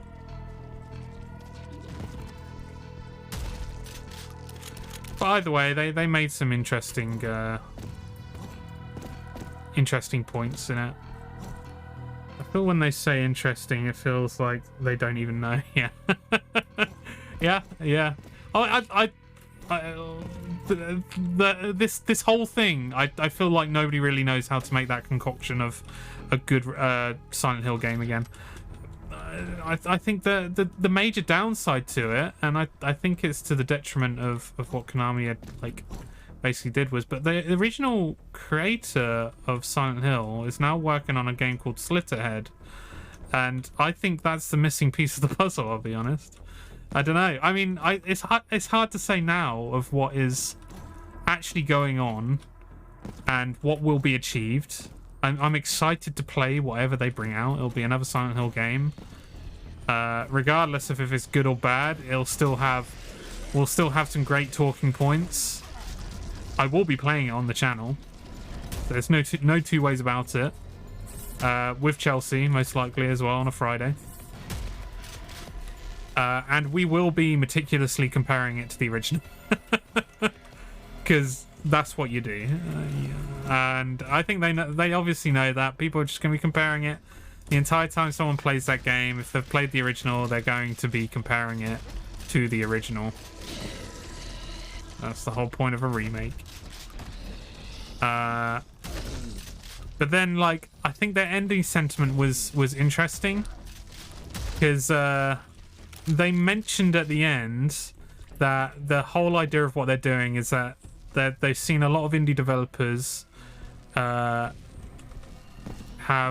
really made some waves inside of horror within the gaming space, which is super interesting for them to actually say, because there's one thing of knowing it as a player that yes, indie development has been paving the way for horror for a very long time now, and then for the actual developer to actually say yes, this is what it is, and their influence was Silent Hill.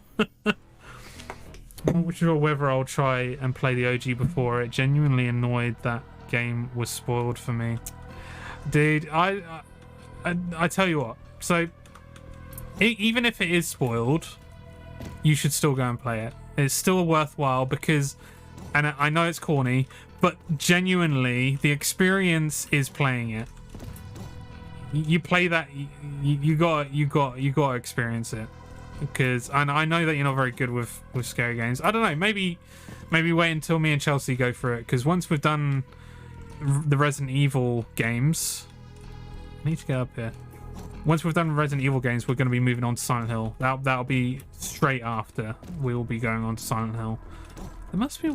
How did I get up there before? I feel like I'm missing something here. Yeah, maybe I'll just watch She Is Sick. Yeah, we'll be going through each of the Silent Hills as well. So we'll be doing the first 4, and then depending on that is whether or not we actually carry on after that. I would like to play Origins. I've never played it, and I think that'll be an interesting playthrough as well. But I'm unsure if we'll be playing Downpour and Downcoming, Homepour.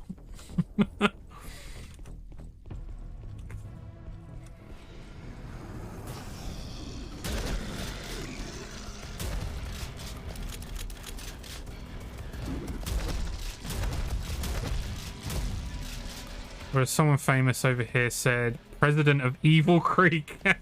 Who said that? President of Evil Creek. Yeah, so the final sentiment they had was that they've seen so much development in that space that they just wanted to put Silent Hill in the hands of people who potentially know what they're doing, which is great, because it looks like there's some great people that they've put Silent Hill into hands of, and that's cool. And then their final sentiment was that if anyone has a good pitch for a good Silent Hill game, that they're all ears. So it's not going to stop from there on as well, which again, another interesting sentiment. I think it's very much like we're just going to try anything.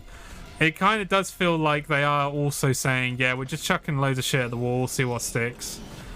But I don't know. I think because Silent Hill is more of a concept than it is a particular storyline. In my opinion, I think the concept is there, and every single storyline has its own kind of part of the world, I guess. I think it's good that there's going to be quite a few games, a fair few games coming from that series, or coming from that intellectual property.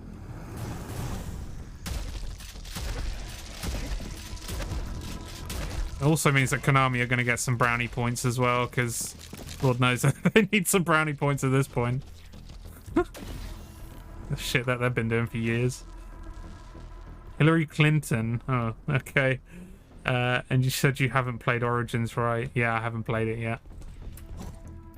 But I think it was from... I believe you were saying that it was good, Icewing, so I think it was actually from your recommendation of one of the definite games that we're going to be playing on stream when we do the Silent Hill games. Sounds like they respect the fans' opinions too. Yeah. I also you should go and watch it. It's in the Discord when you get the chance. Look at Masahiro Ito, the guy on the left, and look at the way that he sits and the way that he kind of like displays himself, and compare that to when they brought out the rest of the trailers. I mean, he is that kind of person to be quite laid back and relaxed. It's very unusual to see that in the Japanese culture, I think, especially when there's a formal presentation happening, but he is an artist, so it kind of makes sense that he would sit in that way. But it also makes me wonder, because I think he is one of the main people on Twitter who is within the development space of Silent Hill, of the Silent Hill games. I wonder if he's a bit tired of people's shit. Because he's looking down for the majority of that presentation, and yeah, it was definitely interesting to see. Okay, let me have a look.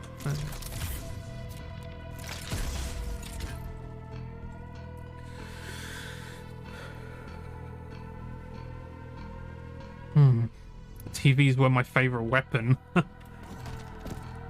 Gonna look for a bit. Me and a friend gonna play Grounded. No worries, dude. Thanks for joining. I appreciate that, and thank you for the luck. Enjoy Grounded. Let me know how it goes. I played Grounded when when it first came to Game Pass. I haven't tried it since because there were so many bugs for it. But I'm curious to see. Curious to know how it plays now.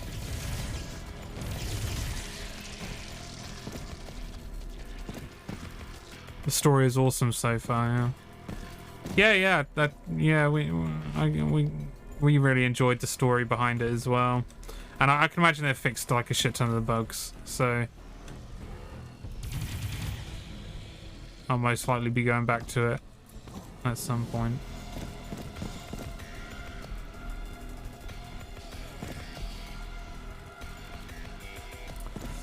Okay, these are some catacombs right here, and I'm back to the previous place.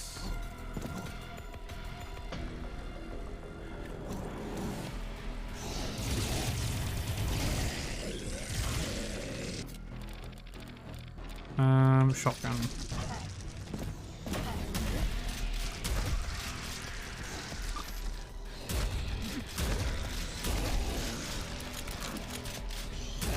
There isn't a lot of spread with this shotgun, actually, which is really unusual. So I was trying to aim between the two of their heads, and I only got one of them.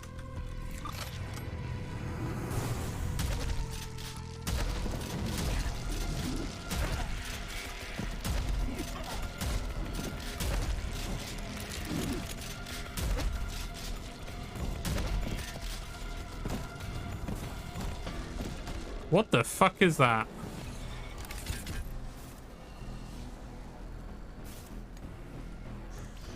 That don't look good.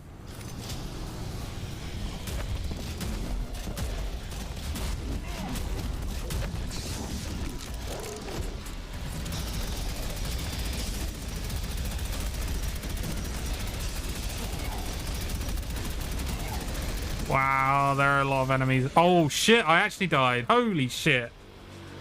Okay.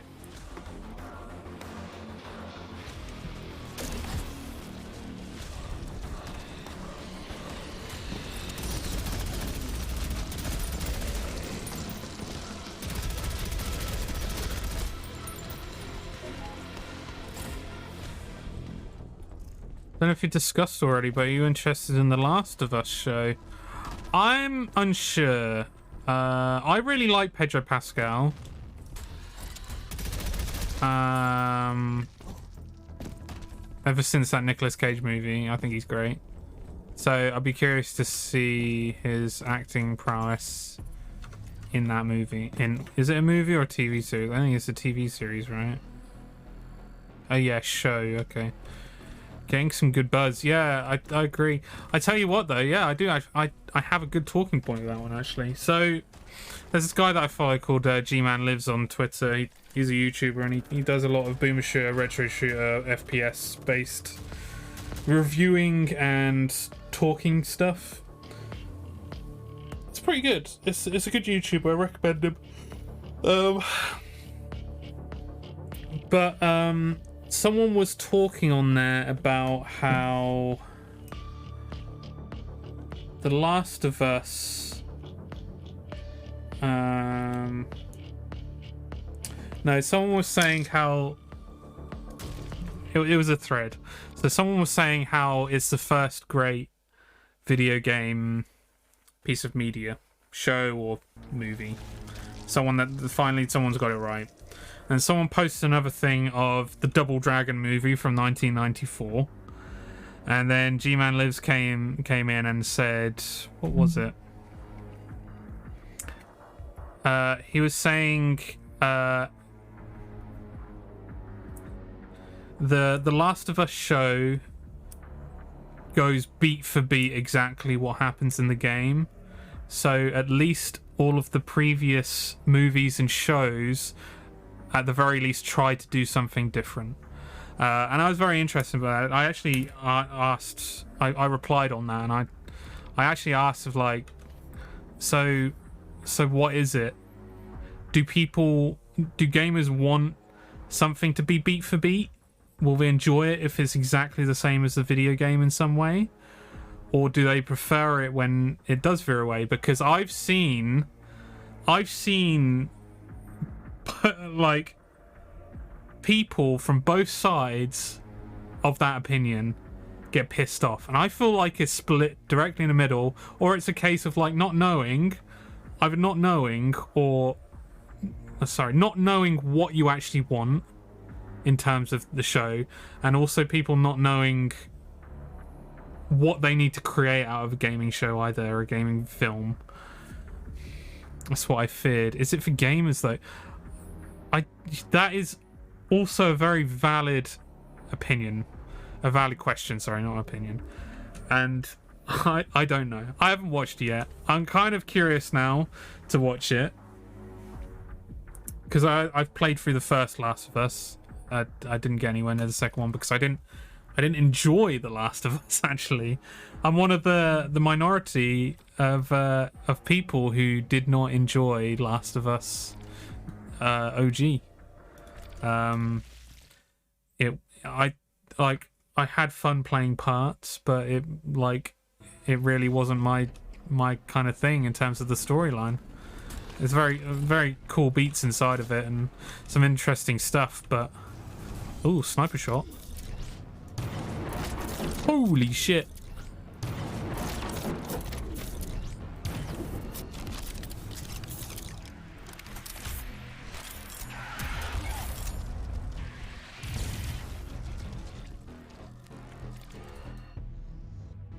Not sure what I'd gain from watching it.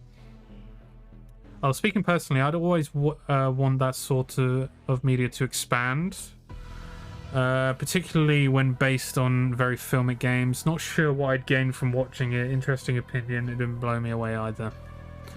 There was like, so I remember it. Jim was adamant that I needed to play it. He He was at university at the time. Went to visit him at university. Played the entirety of The Last of Us 1 with him in the room. And, like, I enjoyed the experience, but in terms of, like, what he and everyone else was saying, I didn't see it. And I think one of my main problems is I don't like the realistic... It basically plays out as a soap opera to me. The drama inside of it. It's the same as bloody Walking Dead. I know that I'm going deeper and deeper into like loads of things, but like there's good reason for it. Before the Walking Dead TV series came out, I read a good chunk of the comic. And I remember I picked up the first volume, and from the first page of the first volume, I said to myself, I'm not going to enjoy this. And I ended up reading quite a lot of it. I don't know why. I really don't. But I did. Anyway, but the reason I did is because the introduction basically mentioned how the writers of the comic wanted to create a realistic zombie environment with real people's emotions, and emotions play the biggest part within that world. Which, yeah, that is what The Walking Dead is.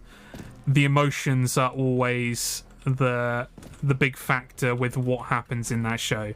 Every big decision that gets made is made with a fucking emotion. And you know what?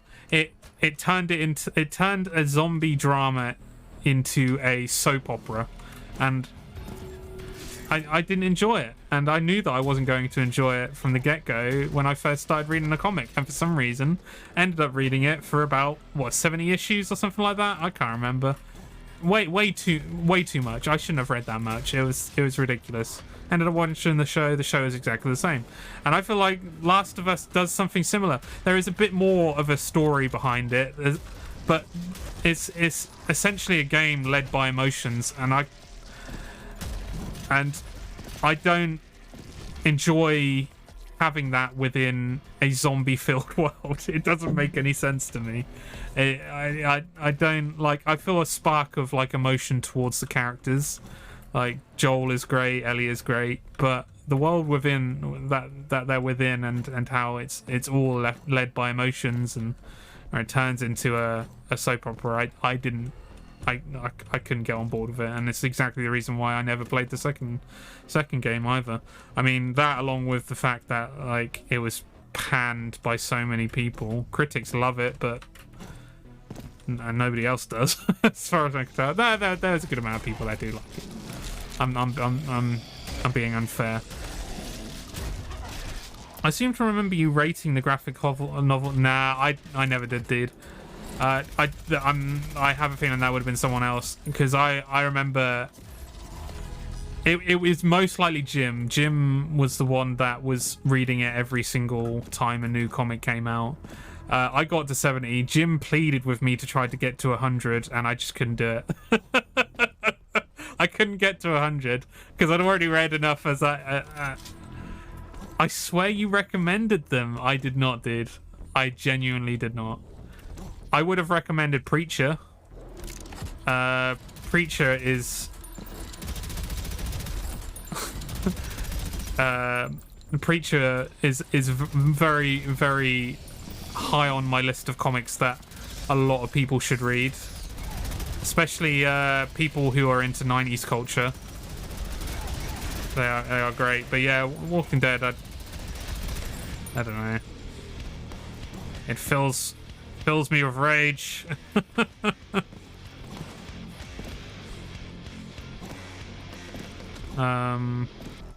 yeah, I kind of spiraled out a bit there. But what else? So we're talking about the Last of Us show.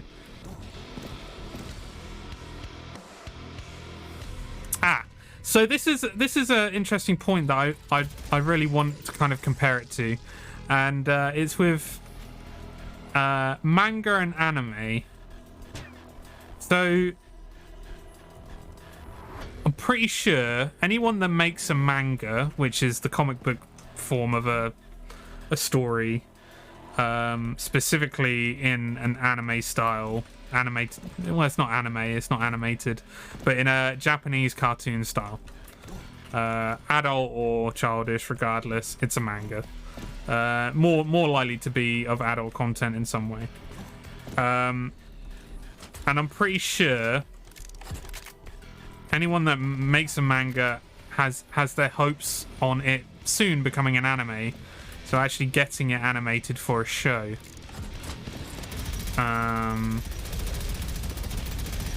Now, for some reason, when it goes from manga form to anime form, it's usually a flawless process. If the manga is good, the anime is most likely going to be good. Obviously, like, there's probably examples where that isn't true. Couldn't give you any because I'm not the biggest anime fan. I like a good amount of manga, but I don't watch a lot of anime. But why is that? Why is it? And the thing is, they go beat for beat. It doesn't change whatsoever. I guess that the argument there is that books turn into movies, books turn into TV shows, and that's fine.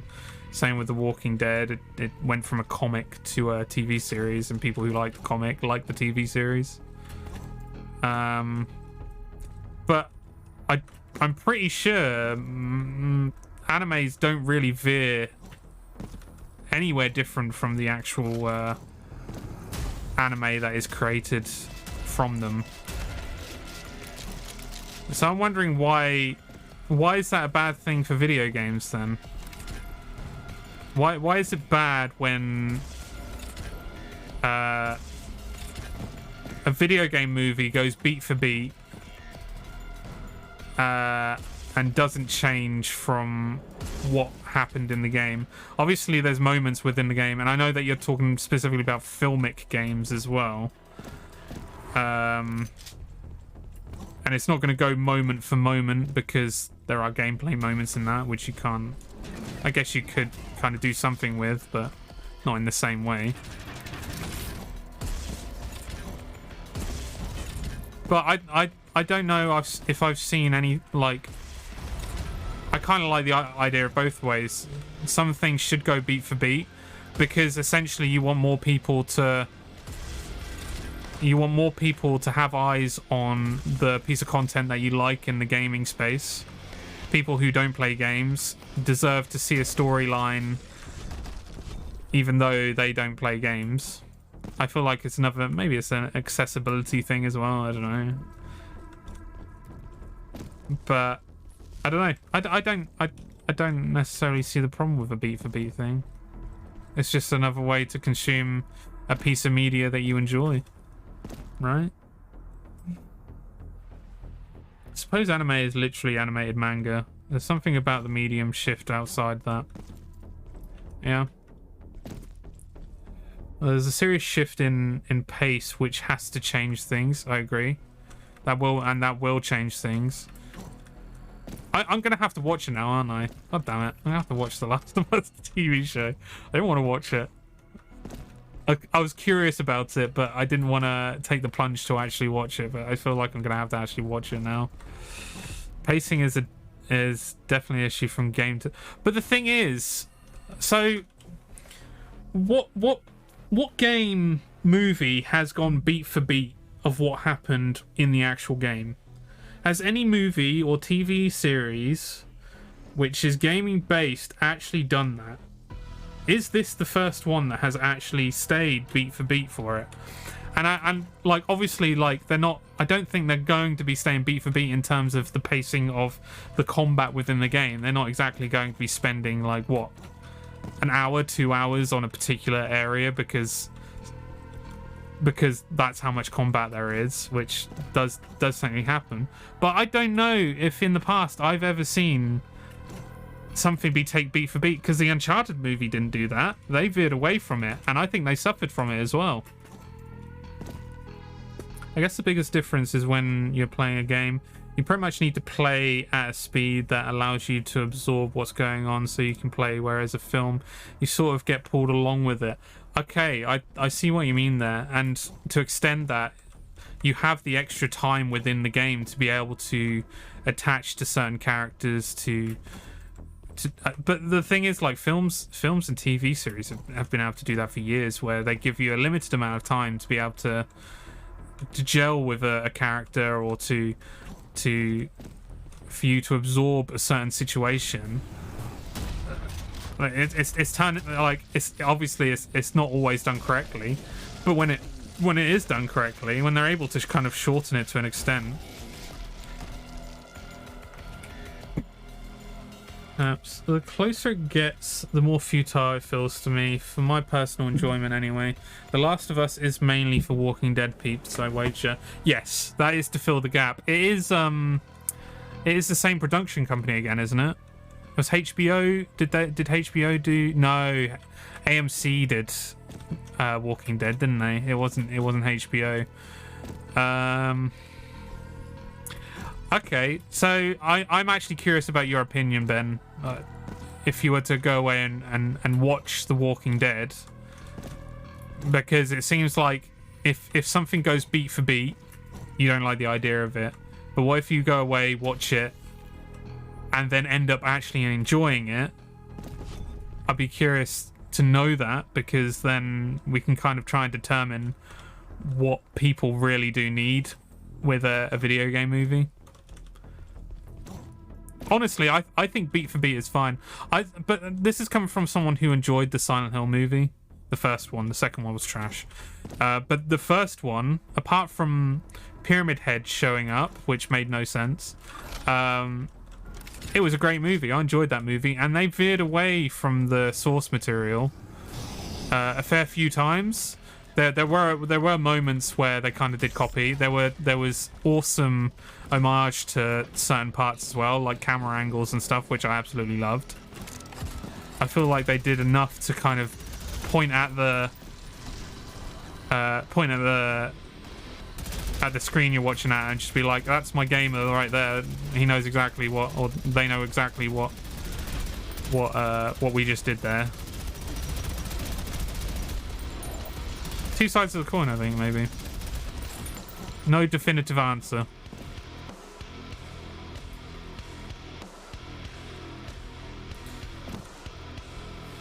I think it could be enjoyed on its own terms for ow. On its own terms for sure. But my life is oh, come on, Ben. My life is finite, and I have little interest in seeing stories I know well in a different medium. Okay. This is the true reason. I like that though. That's funny. But if the new medium expands on something I love, I much prefer that. Okay, so I'm gonna lay out, like, what if, so, and we're going for webcam with this. What if I don't know why I'm going for webcam, but what if they need to introduce people to this content, like this story, which is great. They bring out The Last of Us.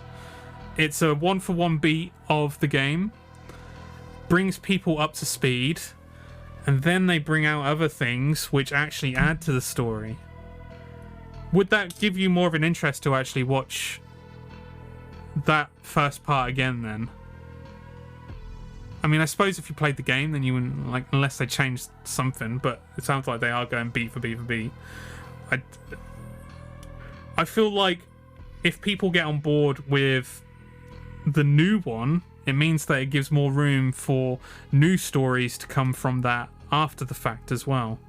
So like in that regard, I do find it, people who enjoy that story, I find it kind of a little bit redundant to shit on it so much, because it not only does it mean that more people are going to have eyes on a story that you love, but it also means that it makes room for potential more stories and something else in the future, right? I don't know. Well, that's okay for mortals, but I mean that seriously though. It's an issue of repetition. Yeah, I suppose ideally flesh things out as you go though. That feels like the best of both worlds. Yeah, don't disagree with that. It would be nice if they do that. There's a lot of things that don't.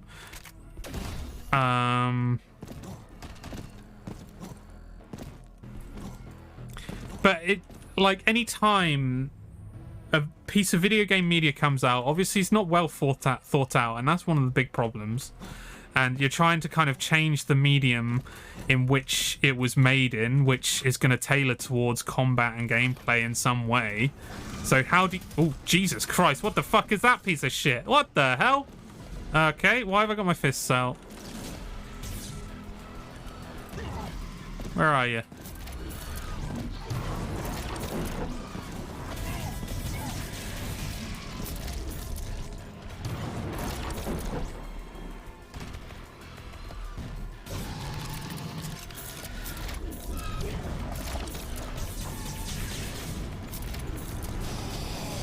Oh.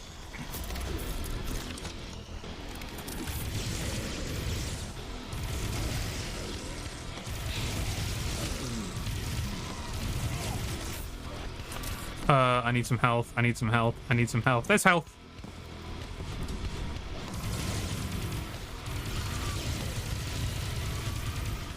Oh, it's dead. Yeah, fuck you, bastard. Well, that scared the shit out of me. I'm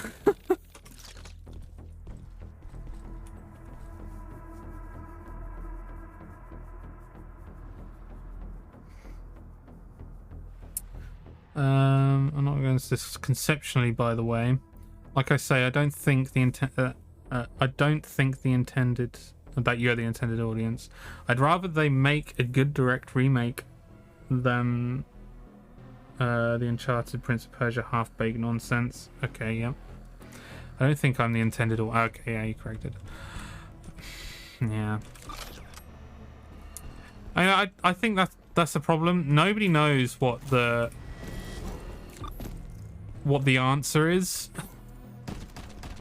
And that was one of the things of one of the reasons I replied to this guy on Twitter. I was kind of like curious to see what, I don't know if he's replied.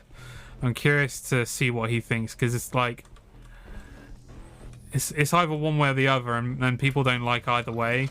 But maybe it's just as long as people do right by the source material in some way and make the right decisions for the medium in some way, then that's how you create something great. I don't know. Matrix did an interesting thing where they had a video game where the story was in parallel. Yeah, that was pretty cool, because they had the animatrix and stuff as well alongside that. And they had comic books. Like, they tried every medium with that stuff, and it worked out pretty well. And it's a way for people to learn more about the world in their favorite mediums as well.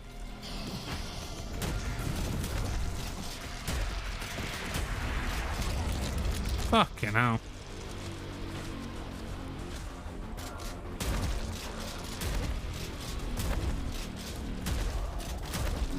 God damn it.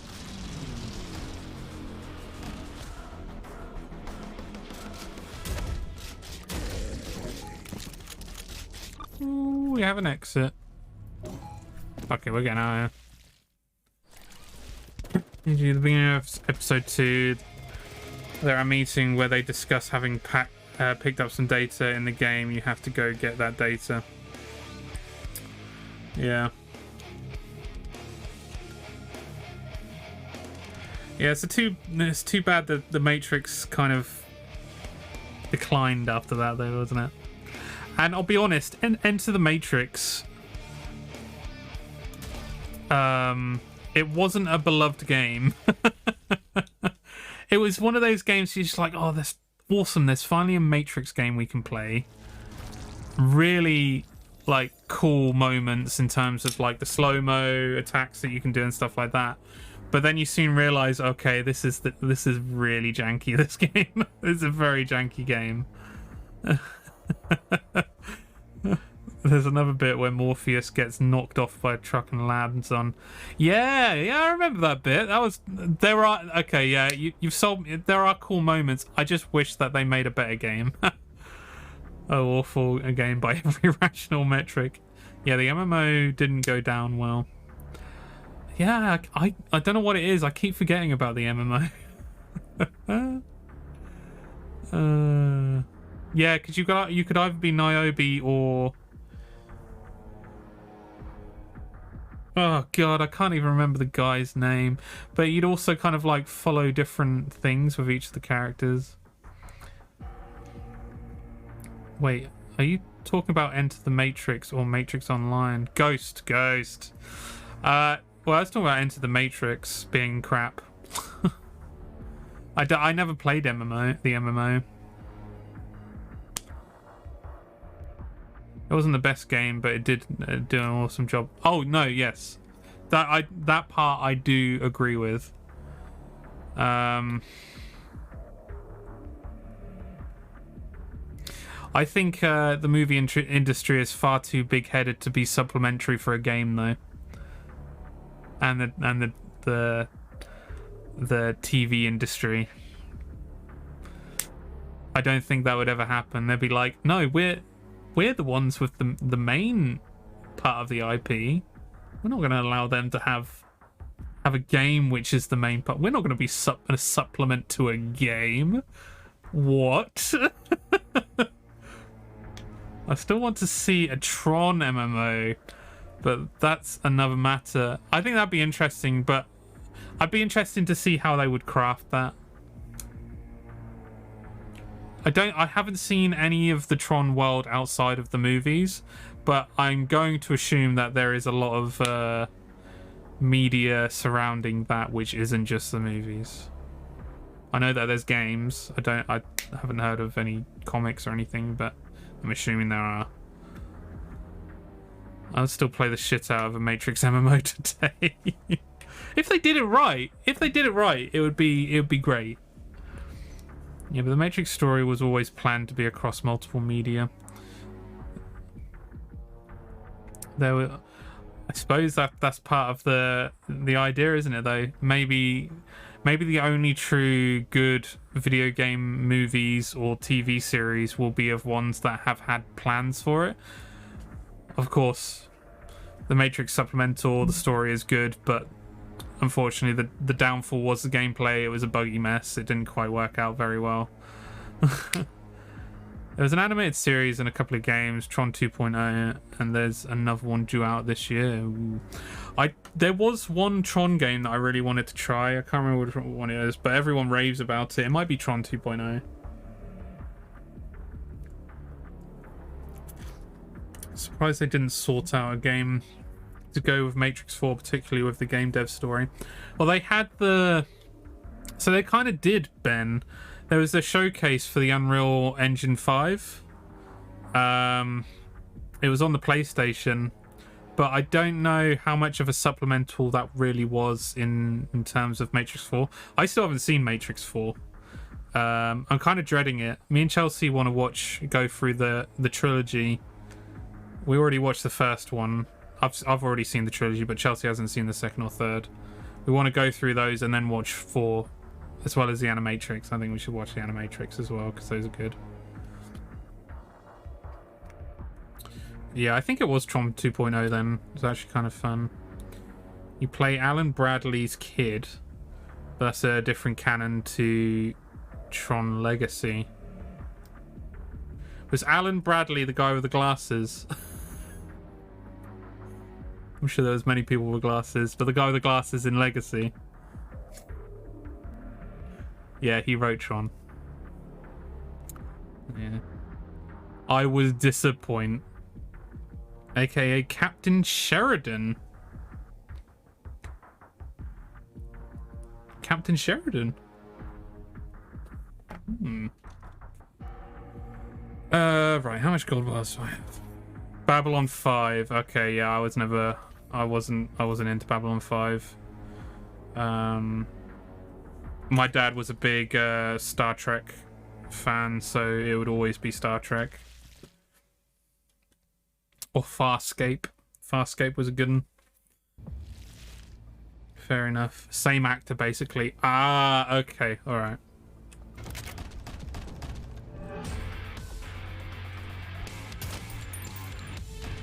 Oh, this is another trial, isn't it?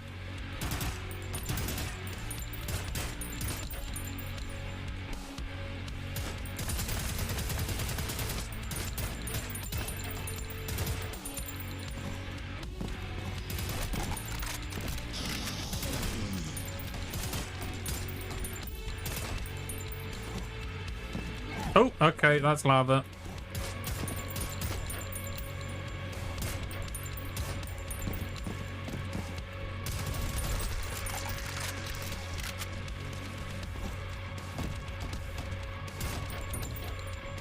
Where are the gold bars in here?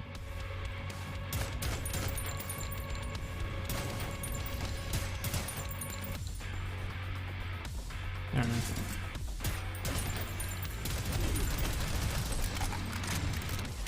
Ah, right.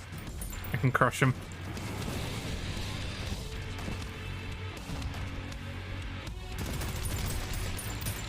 Oh, I can crush him again. I didn't. What an idiot. Okay. All right. Probably need to start that one again anyway. Babylon 5's worth a watch, but they're doing a remake soon. Remember the guy Flynn beat at the Ring game fairly early on in Tron, yeah. Same guy that played one of the main cast in Babylon 5 Londo. There's a lot of there's a lot of transfer between sci-fi media, isn't there? There's a great pool though. Excuse me, god damn it.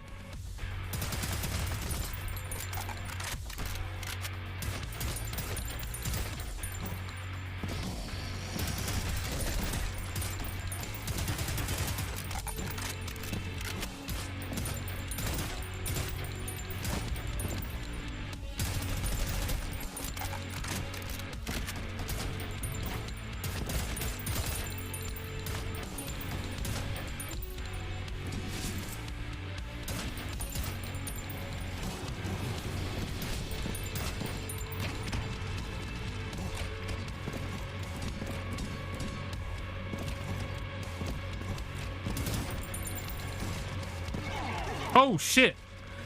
There's a grinder there.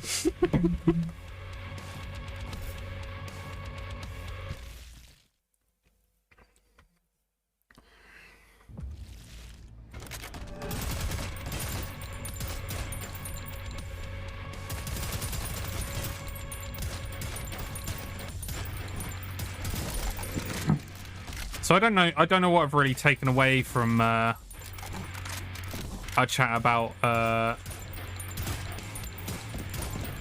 video game movies. I'll be honest. It just I feel like it's just a very hairy thing to be. I mean, there's a lot of people that don't like the way just regular books are made into movies. Mainly because there's not enough space on a film or even a TV series to a certain extent to be able to chip away at everything that is how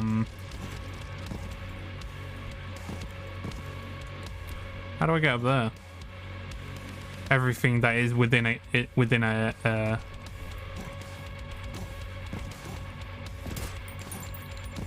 book, a full book. I don't think there's no one correct answer. Yeah. I suppose, yeah, that's just a general sentiment, isn't it? You're not going to please everyone. Regardless. I just find it funny that like, there seems to be, from what people say, a good piece of medium, and there's also people that are still like, yeah, this still isn't great. I don't know. I need to watch it, I guess, to have a proper opinion on it. Really sad story behind Babylon 5's early days, though. The guy who played the captain developed some pretty major schizophrenia halfway through the series. He struggled through, but was written out. How long did he go on for? Because that's pretty like, don't want to say crazy, but that's pretty crazy.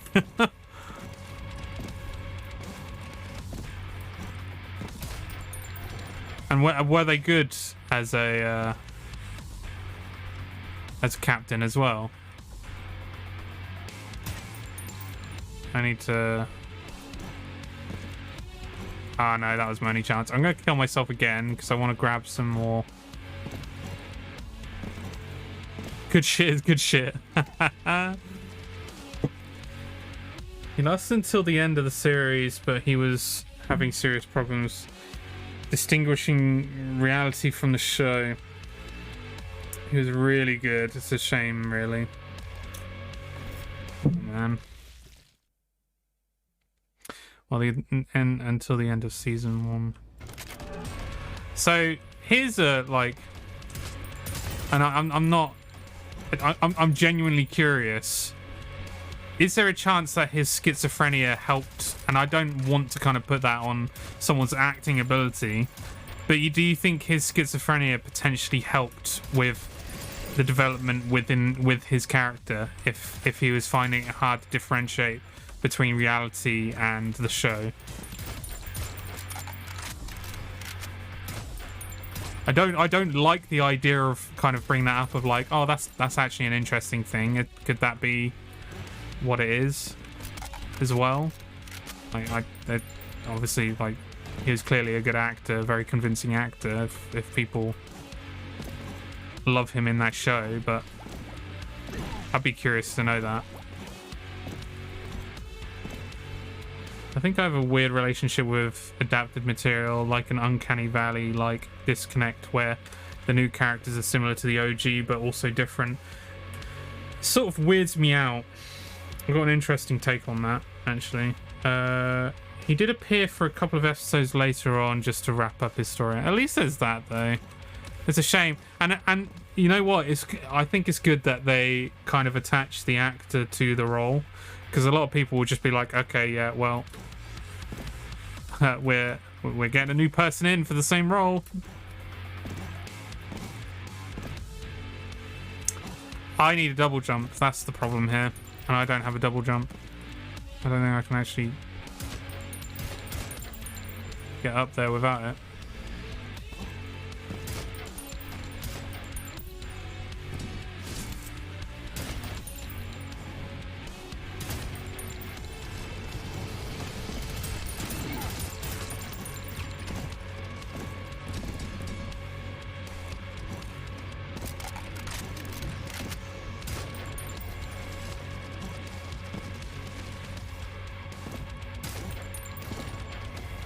Yeah.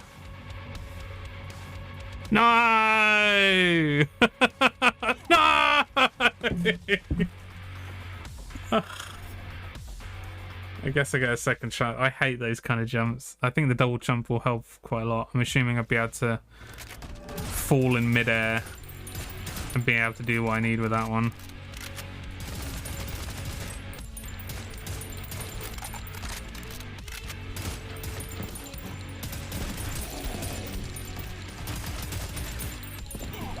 Ow. Oh yeah, I was going to say what my take was on what you were saying, Ben. But personally, I didn't like the Preacher TV show. I watched the first couple of episodes, and they changed so much about it that I was like, oh, no. And it wasn't like there were some legitimately good reasons for why, like, some changes that I really didn't like. A lot of it didn't make a lot of sense to me. Like the origin story of how it came about. There's a lot of people that TV show added that they didn't need to. And again, I think a beat for beat kind of thing would have been pretty sick to see, like, a comic book character come to life in a new medium. That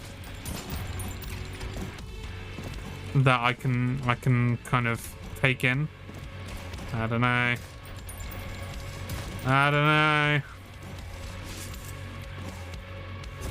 Here we go.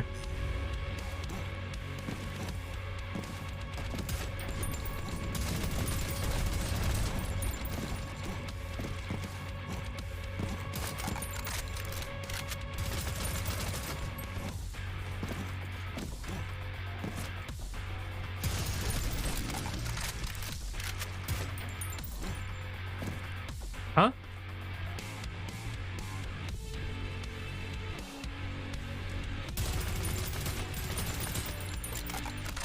God damn it. Why can't I get through here?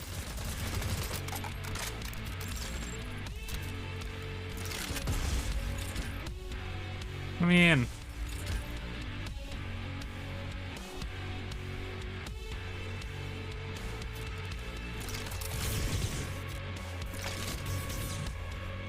Ugh, okay, well. What was that?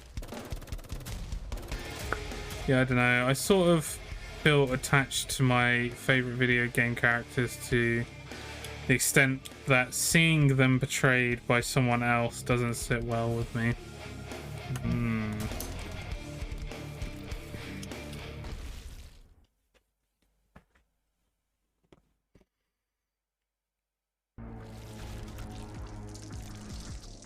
I think at this point, Ben, it's detrimental that you need to watch the Last of Us TV show. I'm sorry. You have to do it though. It's now mandatory. Purely for this thought experiment. Will Ben enjoy the Last of Us TV show, even though it is beat for beat of the game? I don't know if I can. Come on, Ben. This would be interesting. It's an interesting experiment.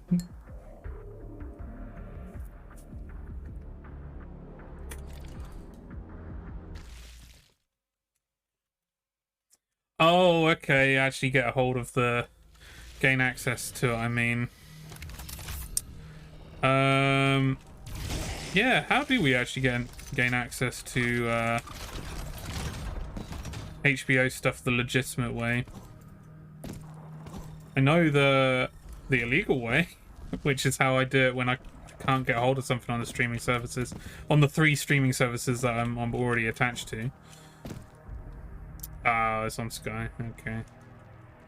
I have no idea about the story in the game, so it would be a new experience for me. That'd be interesting to know your opinion as well, Finn, to be honest.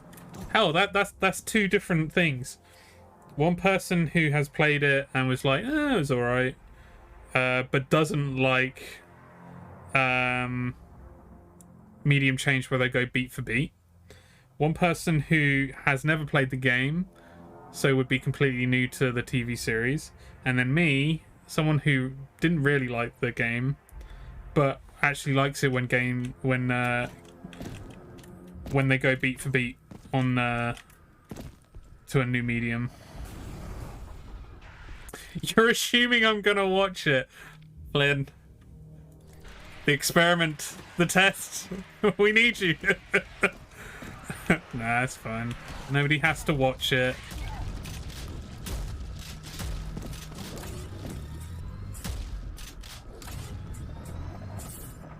Oh, he died. Okay. I also don't care much about The Last of Us, and all the theories can be tested. But yeah, it'd be interesting to see how it is. I've seen the bit where a rabbit gets shot, but who hasn't? Funny enough, Flynn, I do not remember that part.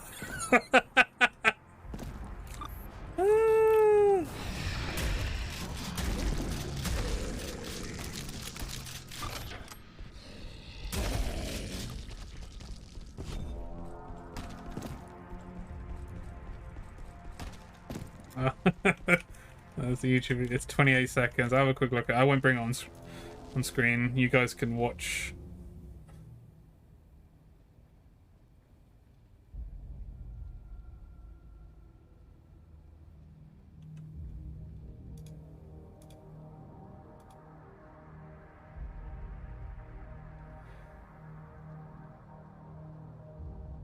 Oh. Yeah. Yeah, I recommend watching that video. That's pretty funny. I think I've actually seen that video, that exact video before as well. Oh my god. That's the cutest fucking thing I think I've ever seen. Exactly at the time.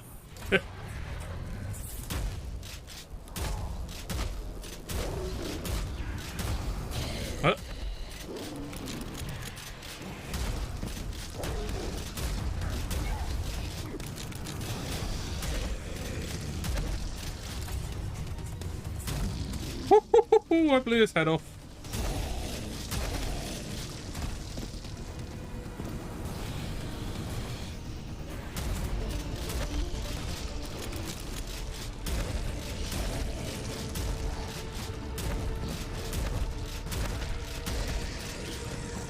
I think I want to try and figure out how to make a media share type thing. I think Streamlabs have something that you can do with it. But it'd be great that people who regularly come to the stream, I'm not going to let anyone just post a link on there, where someone who regularly comes to the stream can just post a link, and then I can approve it and disapprove it, and then once it gets approved, it just comes up on the screen. Oh, Christ.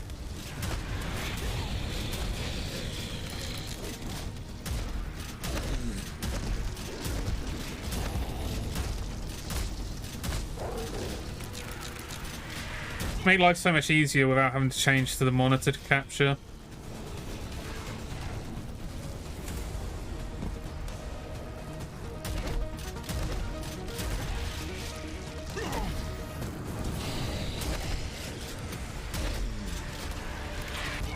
Ow. Alright, yes. No, that was the weapon I wanted.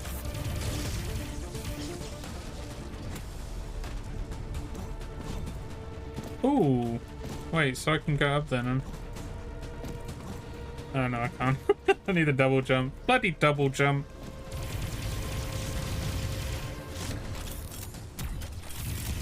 Okay, that's sick. I don't know the application of it though. I feel like it's just quicker for me to just shoot directly at the thing rather than use the alt fire to do it.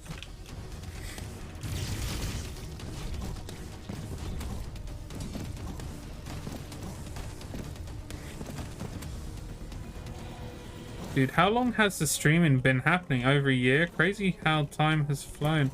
It has been over a year, yeah, because I remember, I believe me and Chelsea were streaming Christmas, obviously not last year, but the year before.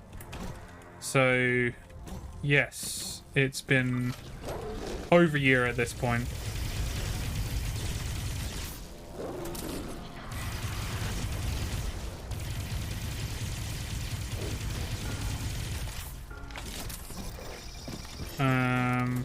So I think it's how long has it been for you, Ben? Oh god.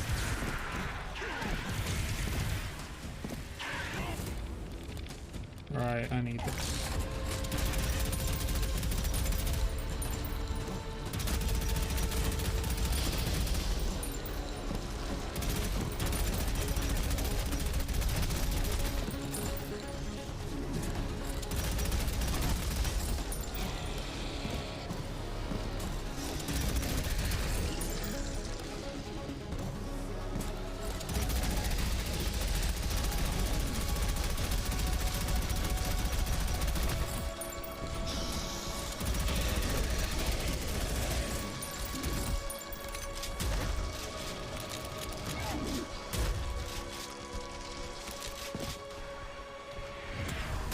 Ow!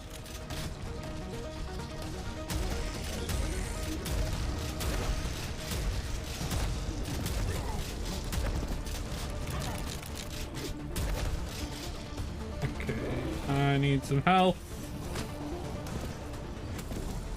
I guess I'm doing alright though.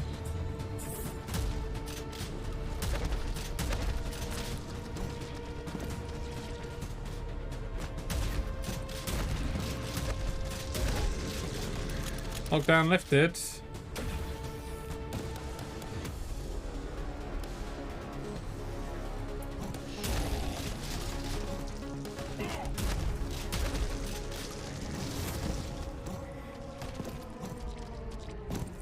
No, don't die, don't die, don't die. Shit.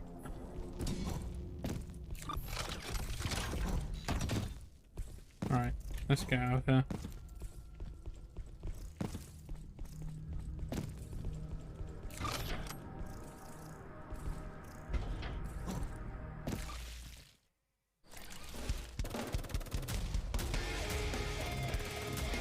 Do you have any one-year reflections?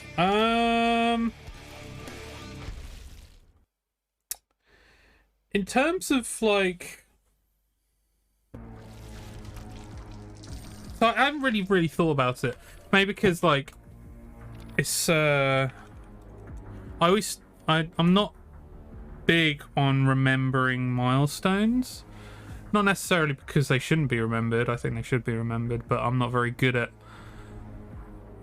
keeping note of dates. I've never been good at birthdays. I'm terrible with birthdays. So to even keep my an eye on my own shit is even more difficult. But yeah, the idea of having streamed so consistently for over a year, I think, is a pretty happy one for me, because I've always been the type of person who tries to nail something down and do it for as long as humanly possible. Like, I was trying an Instagram thing for a while and it faded away, mainly because of circumstances that happened, unfortunately. But like, also, like, I guess the motivation didn't kind of push me far enough. Whereas with Twitch streaming, I've actually kept it up more times than not. It's been 3 times a week that I've been streaming. So I think I'm actually kind of like a bit pride for myself in terms of that. I don't like to kind of toot my own horn with that kind of stuff, but I think it's actually worked out pretty well, to be honest. Similar, I think. Oh shit, no. 2 years since I started with Harry. Ah, interesting. Damn, dude. The soft lock. 10 months since I restarted with TR2. You've done pretty well to get affiliate as quickly as you did then, Ben, I'd say. Welcome in, Chelsea. How was your stream? How you doing? I was very curious. I heard you scream at one point, but you're playing Slime Rancher, and I couldn't connect the dots. Why were you screaming? So what time is it? Oh, it's 10 past 10.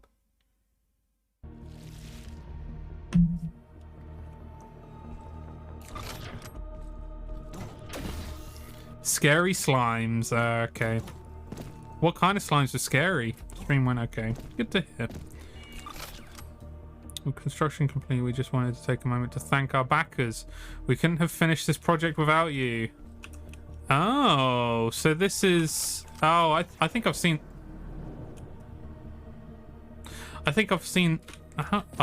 bloody double jump. Oh, damn it. I don't have a double jump. Yeah. My OBS is messed up, though. So it made it a bit sketchy. Why is it messed up? Is there something I need to look into? What advice would you both have for streamers starting out? Consistency. I think that's what everyone says, though. Jesus Christ, there are a lot of names. Jesus Christ. Yeah, consistency. Set out a schedule that you're able to keep to on a weekly basis and keep to it, I guess. Befriend Chelsea. I feel like a lot of the people that ended up actually watching me was from Chelsea's channel. I obviously there have been more organic people that have come from other places, but yeah, follow Chelsea. Befriend Chelsea.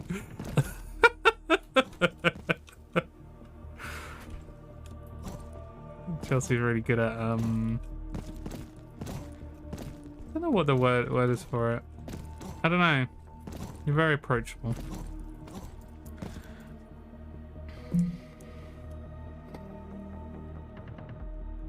So made it a bit sketchy. There's these like tar slimes that eat others, and scary slime music plays. Okay, that's probably what it is then. My OBS was super delayed with messages coming through, and when I was clicked into the game, it wouldn't show me the audio waves moving. That is actually frustrating. Okay, but it was still playing the audio through though. I genuinely think networking is a huge part of it. I struggle with it. Yeah. Yeah, it's something I struggle with as well. Like, there have been kind of people that have cropped up who also stream I think one of the main people who I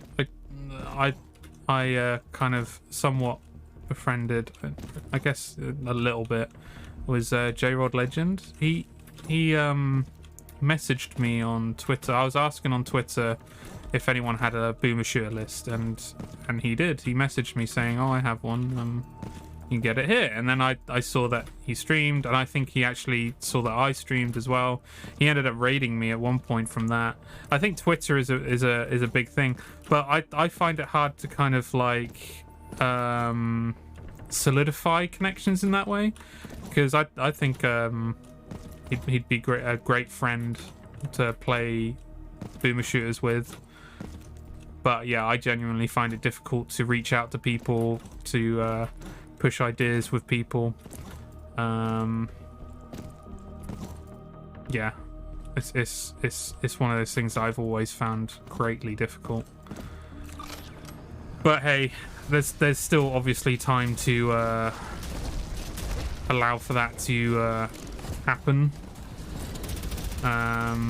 And I think the more and more I stream in particular, helps me to gather more confidence to be able to talk to people, to kind of say the stuff that I need to in certain situations. It's greatly helped me in general day-to-day life, actually. More than a lot of people know as well. I don't know if I ever want to kind of go into it, but one of the big things that it's helped me with, which I'd never thought it would happen, and I don't know whether it's to do with it, and I'm going to touch massive wood right now. Yes, I'm going to touch my massive wood to prevent anything bad from happening to me in the future, just in case. I haven't had a migraine in like a year since I started streaming, and I used to get migraines somewhat consistently. It'd be more of a rare occasion, but when I did get a migraine, it would knock me out. I won't be able to. I can't see properly. I have to go to bed. I have to take something to prevent it from getting too bad. If I don't take that thing, I'm incapacitated completely. So the fact that like I am attributing it towards streaming, because I think it is a great de-stressor. I haven't had a migraine since I started streaming, and my migraines started coming in as soon as I started working, since I started having like an actual job.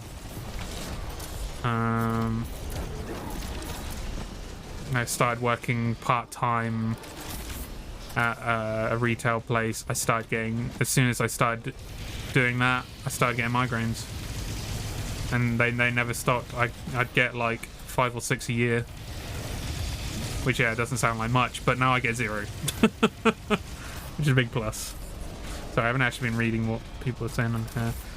I've been very fortunate to meet such lovely people on Twitch. I agree, yeah. Dutha Magoo, insanely nice. The amount they raid and the amount they contribute towards everything, a lot of the stuff that we do. And like obviously like we try to contribute back whatever we can as well, but they have been insanely nice to both you and me.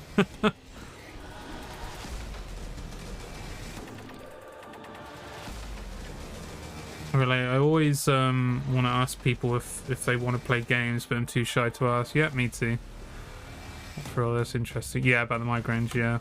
I don't know what it is. I'm assuming, and I think this is what it is. It's just like I feel like I can forget about a lot of my troubles when I'm streaming, and I always say to myself, even if I'm feeling depressed or if something's come up which is really taking away parts of my mind, I say to myself, well, I'm just gonna stream unless I'm particularly bad. Then like yeah, it's nothing can really kind of prevent me from feeling a certain way.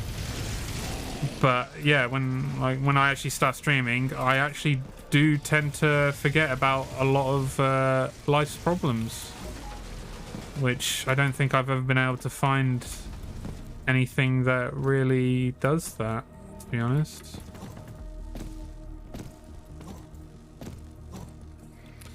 Oh yeah, 100%. I can't believe what streaming has done for my mental health / anxiety. Yeah, no, Chelsea. Chelsea is somewhat of a different person from before and after streaming.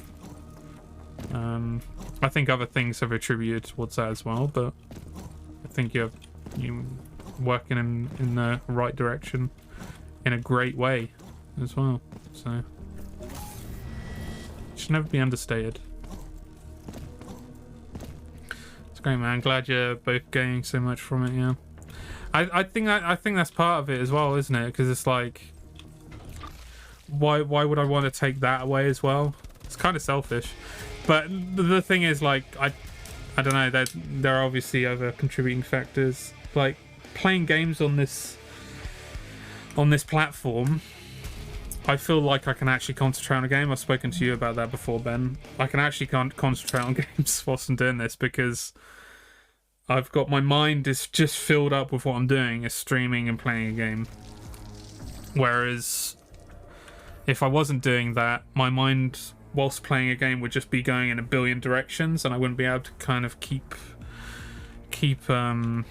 control of what my mind concentrates on. It's why I can't read. Like, I can read. It's why I don't read. It's why I can't pick up a book and just start reading, because like, I think Chelsea has this problem as well, but like, I'll be reading something and I'll have to read one page about 10 times because I haven't taken it in, and it gets exhausting, and I don't really want to feel that way. Yeah, brain just starts flying off. Yeah, but with streaming behind it, it's helped me to actually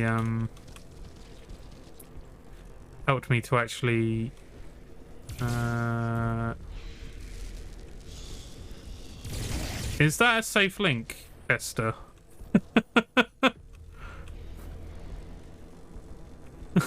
Because that looks like the dodgiest link I think I've ever seen. I'd agree with the concentration aid. I don't send unsafe links. I know, but it looks so fucking dodgy.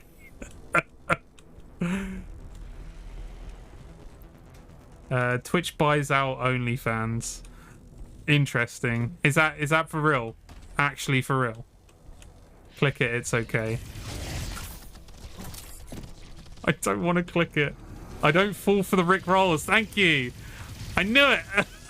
I knew something was gonna happen. Sorry, like that link. Oh my god.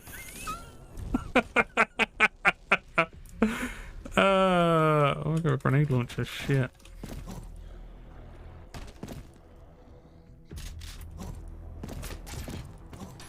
I never would have played through some of those old Tomb Raider levels on my own. Yeah, those have been great though, dude. I've loved watching you play through those levels. I think to a certain extent, I prefer those playthroughs to people who know what they're doing. I'm not saying that in a bad way. Don't take that in a bad way. You know what you're doing, but like there are levels which that game just, I don't know how anyone knows what they're doing in that game.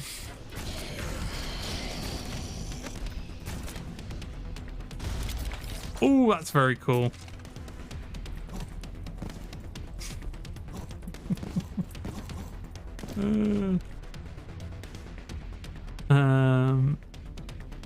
In terms of reading, carving out some time to do it does genuinely help.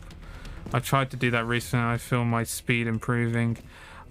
Regardless of the time that I tried to carve out for it, my mind can't settle. It just doesn't settle regardless.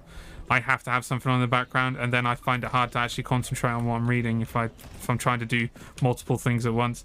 And I think I attribute that to how I used to revise for high school, for the GCSEs.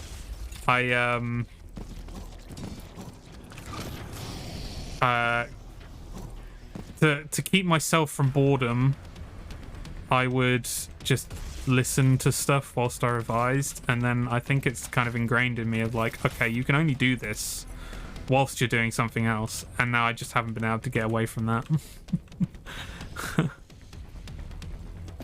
I rickroll people as a hobby. Yeah. Dear. I think if it was a... Actually, no. If it was a bit.ly link, I still wouldn't have fell for it, but... Yeah, looking at the link, I was like, Imagine if Twitch did buy out OnlyFans. It might help with, like... well, I don't know. I don't know what it would help with, actually. I'm not gonna go there.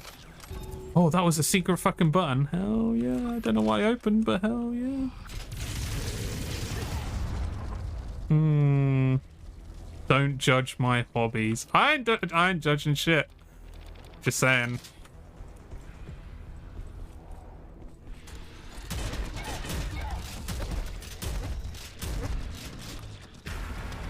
No. Fuck. Let me read my chat. Chronicles has some opaque bullshit. I love the word opaque in that context.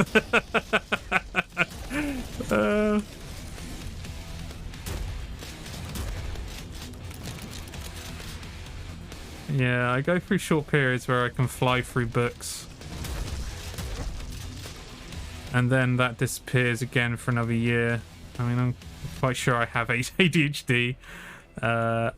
And it is a barrier. I haven't really kind of looked into it. I'm sure there is like some form of something that I have, but I don't know what it would be.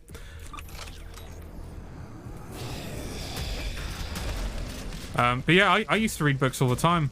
I think it was mainly because I used to like doing something when I was on a bus or a train, and that was a regular occurrence when Chelsea used to live in London, and also when I didn't own a car. but now, yeah, I'm unable to kind of find like. But even then, I would listen to music whilst I was reading. And to be fair, it would actually enhance the experience a lot of the time. You try to kind of like put the right music to suit the type of vibe of that certain part of the book.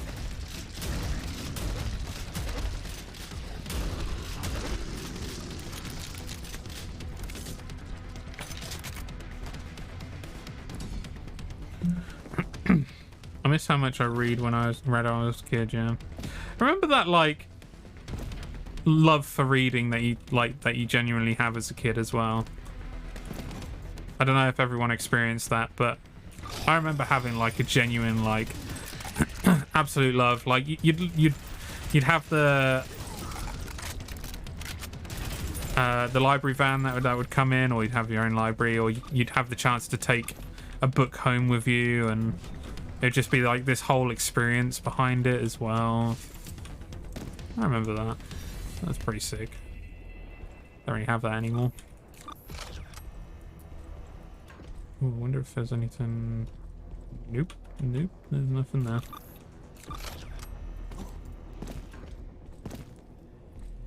Reading books with pictures helps though. Yeah, maybe I should spend a bit more time going into some mangas, because I still need to read the rest of Tomy. And there's a load of other Junji Ito comics that I want to read as well, but I just don't push the time. Now that I've got a Steam Deck as well, I feel like that's just like solved an issue for me that probably didn't need solving, of being able to game absolutely everywhere with any of my games.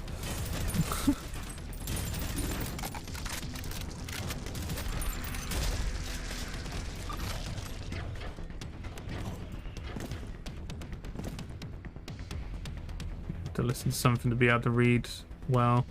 Your school served you well if you had a love for reading, man. It's a real battle these days, as you can imagine. I can definitely imagine, dude. I wonder if there will be a resurgence at some point, though. I'd like, you know how people get into vinyls even though they have like a streaming service in their pocket the entire time? I mean, I'm one of those people. I love vinyls, but you know what I mean? I wonder if people will be like, oh, I'm gonna read, I'm gonna take in my story the analog way. Analog storytelling.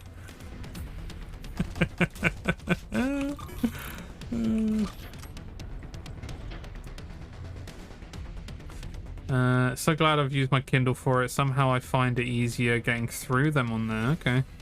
Even though I love the feel of the book. Yeah, it's genuinely is easier. I do love that I can read Tomy on a physical hardback though.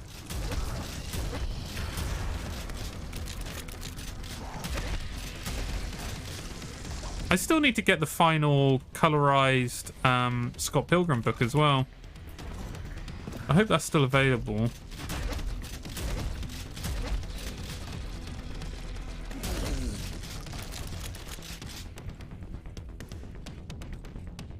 Great, I wonder why that is. Yeah, the amount of books I've bought and not read is genuinely obscene. I'll be honest, so there's a lot of books I have read that I just I would like on my bookshelf, and then there's books that I have had bought for me or I have bought that I'm just like, I still want that on my bookshelf because it looks cool. And maybe at one stage I'll have the intention to read it, but not right now. Maybe.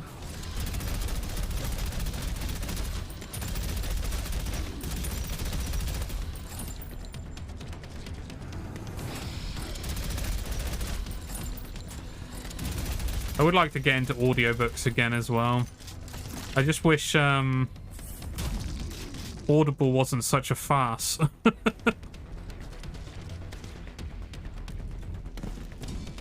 I wish audiobooks were a bit more affordable without Audible. You know what I mean?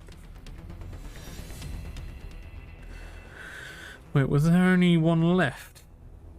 I forgot I was getting them for you. Yeah, there's just the last one now. I've got 5? I can't remember how we got. It's the last one. It's the I can't remember his name. Gideon. It's the Gideon book. I can just kill everything with this one shotgun. I don't think it's too powerful though. It's just it's got a good speed compared to the other weapons.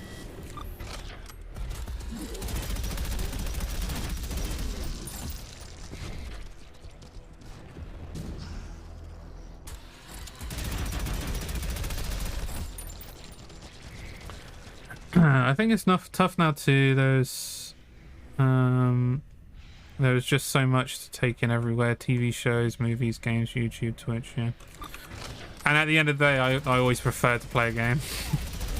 I like to get my story playing and my dopamine hit from playing games, clearly.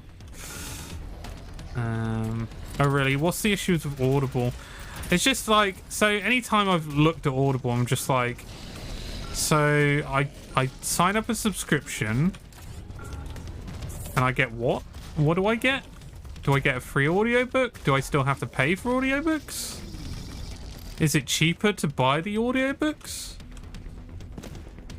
And then I look at the price of the audiobooks and I'm like, oh, these still cost a lot though. I know that a lot of work goes into them, but like, I don't know, it really does put me off. Ad reading in there too. Where do you find time? General life stuff. Yeah, I haven't got time anyway. I think Twitch takes up a lot of my time as well though, but that ain't going anywhere.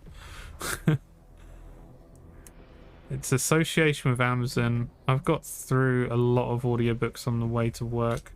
Really enjoy audiobooks. I still have to wrangle my mind to not drift off while I listen. You pay a fee and then get tokens to use on audiobooks, I believe. Tokens? What do you mean by tokens? I don't understand what that is. Like a book a month. Oh, okay. Alright. And they have a load of free audiobooks in there also. No, audiobooks are crazy expensive. With Audible, you get one for like $7.99 a month, which is a good deal. But do you get what I mean? Like, it's like... I just want an audiobook. Allow me to pay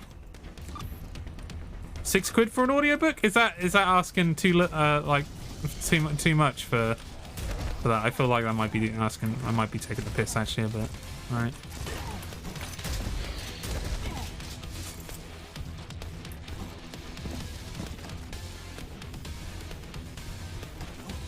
Yeah, I think you might be. Okay, well. But the thing is, you can buy the book from it. Okay, yeah, but someone has to talk for hours on end to make the content. Okay. But I can get what, like, YouTube is free though. And people put more work into that. Can't they just put an ad in every like half hour? Get an ad for MeUndies or Harry's or something. I don't know. An ad that I can skip. Inevitably skip.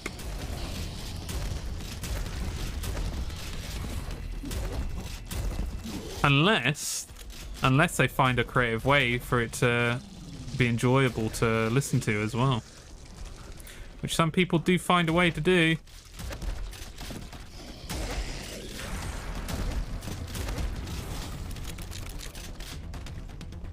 I really am not letting go of this shotgun. Holy shit.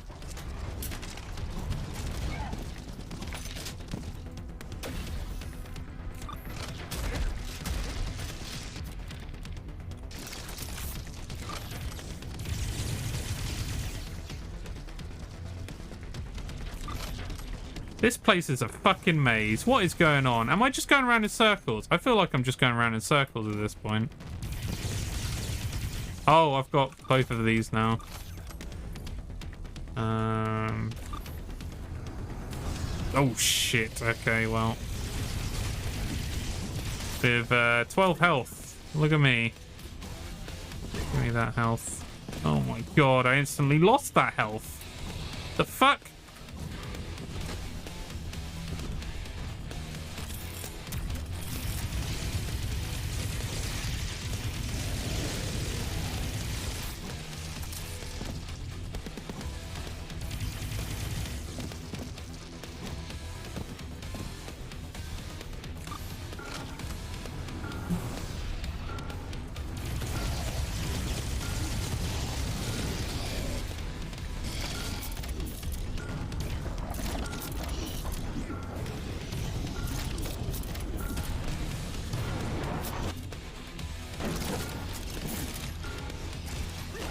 I missed.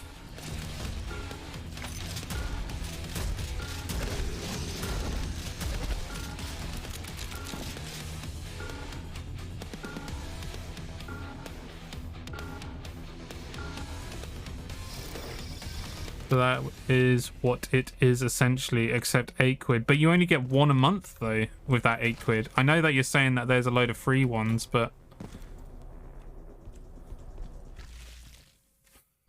I guarantee you there won't be free ones of the ones that I want.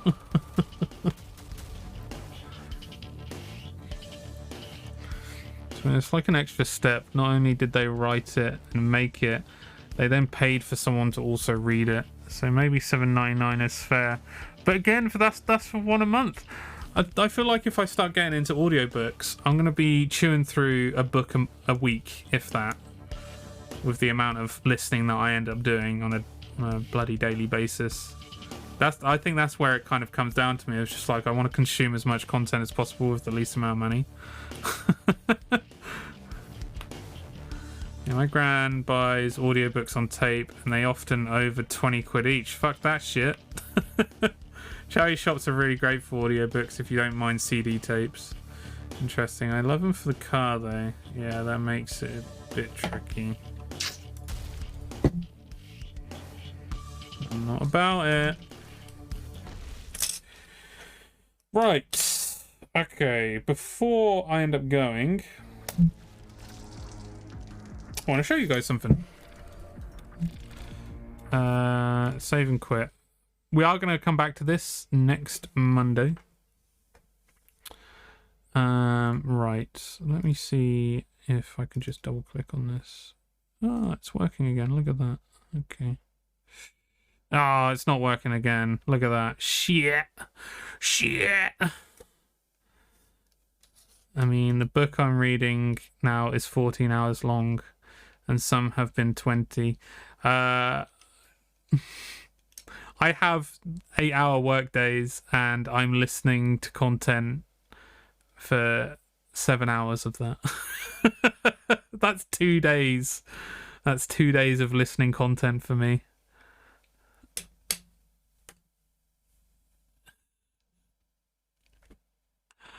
It's a bit much. I can't stand the silence.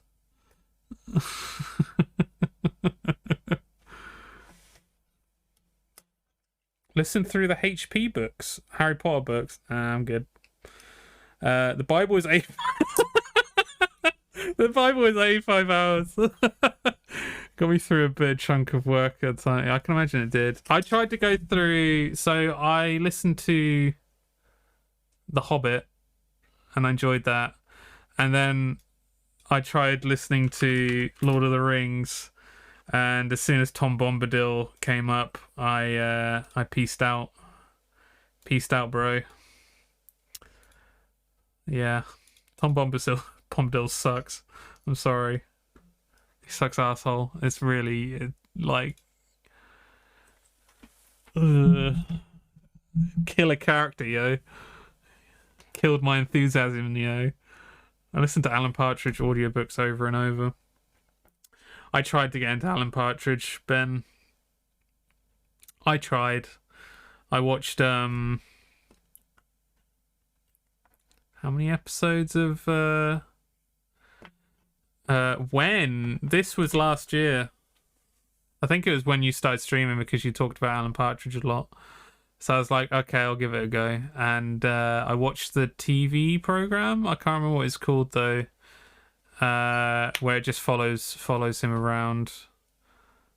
I did it at work. I wasn't aware. Yeah, I watched like 3 or 4 episodes, 5 episodes maybe. I think it was I'm Alan Partridge, yeah. And there were funny moments, but then there was just like it got cringy. I'm not very good with cringy humor a lot of the time.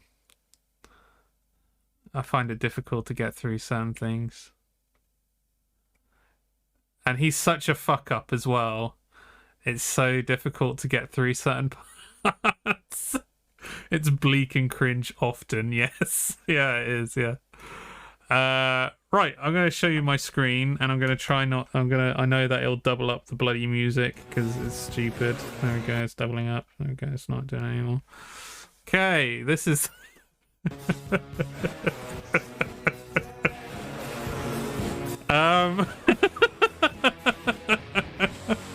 I can hear Chelsea laughing. Okay, so this is happening on Friday. I haven't posted anywhere. It was on the starting soon screen. Sorry, Chelsea face suits Leon so well. It does, doesn't it? That's what I'm saying. So this Friday, me and Chelsea are going to do a watch along of Resident Evil Degeneration. We finished Signalis, so usually we have an in-between game, which was Signalis between Resident Evil games. We've finished Resident Evil 4, but there are some CGI movies which are canon, so we're going to go through those as well, and we're going to do a watch along at 7 p.m. usual time on Friday, and then we might play just a random game after that, after we've finished watching it, because it's not a very long movie. I think it's like not even 2 hours long, so who's that hoy? Chelsea's face suits Leon, yeah, and I mean that as a compliment. Lord, daddy. But yeah, I'll be posting this poster on Discord so everyone knows about it, and yeah, so that's one of the main things that I wanted to do. But there's also one other thing that I want to go through, if it will allow me. Maybe, I don't know.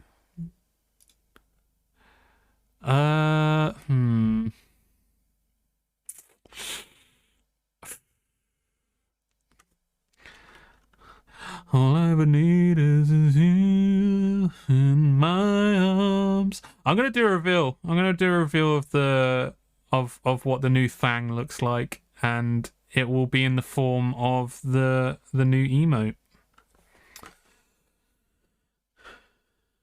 The new wave emote, sorry. The new wave emote, not new emote in general.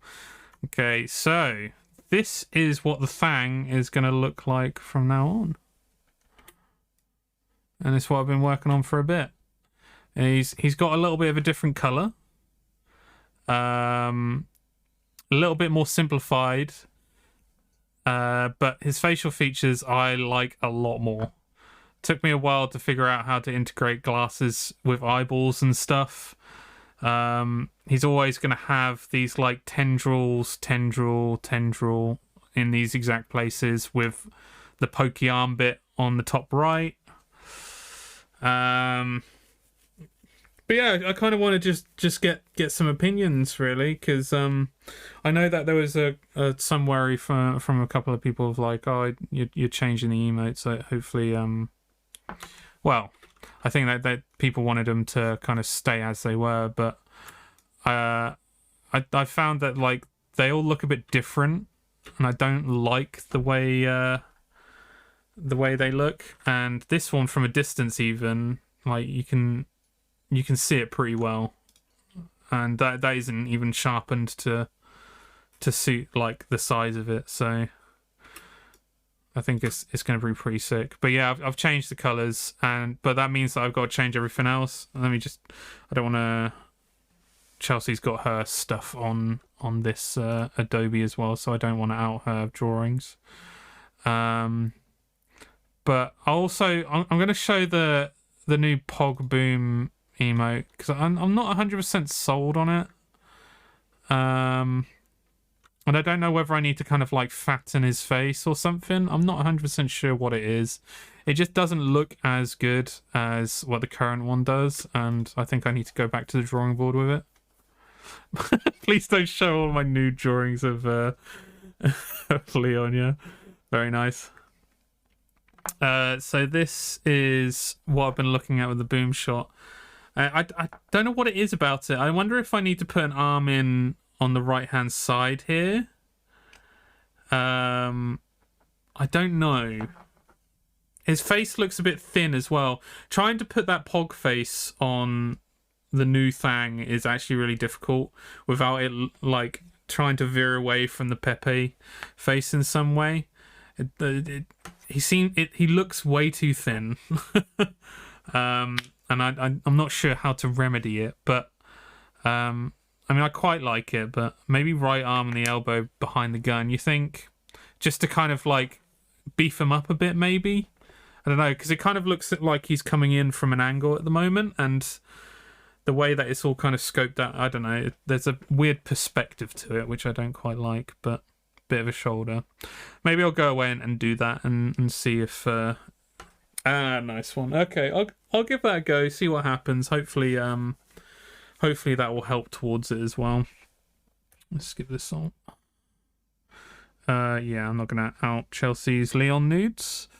I can't show any of the animated emotes, unfortunately, because I haven't completed them. Oh, did Dexter just scream? You screaming, Dexter? Come on. But I can quickly show the hype as well. I've been working on the hype, and and hopefully... Ooh, there we go. There's the hype. I did a little bit less for this one because he was kind of formed into what he is today now. So I've changed the colours, changed the nails a little bit, and just added a bit more to it. That's all right, buddy. I'm almost over. So I like this redo a lot. Thank you.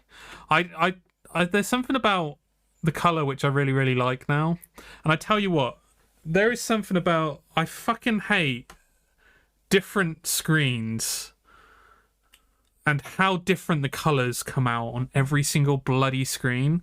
Like, This color, I shit you not, I'll try and find the color that it looks like on my laptop. So on my laptop, this color right here comes out at about here. So if I just draw quickly on a different layer.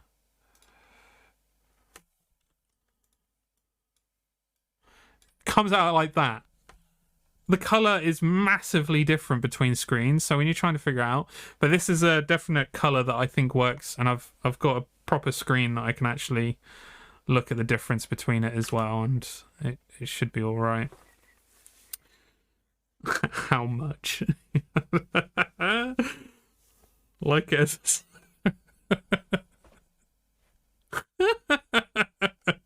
I'm not going to mention it, but if you type in 2 words into chat, which is Mumya being right now? Just give it a go. Thanks, Steve. Thanks, everyone. I appreciate it.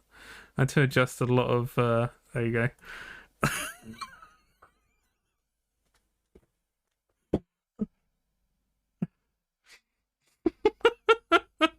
Okay, so that's... Okay, that was the definition. Okay, all right. That's the definition. All right.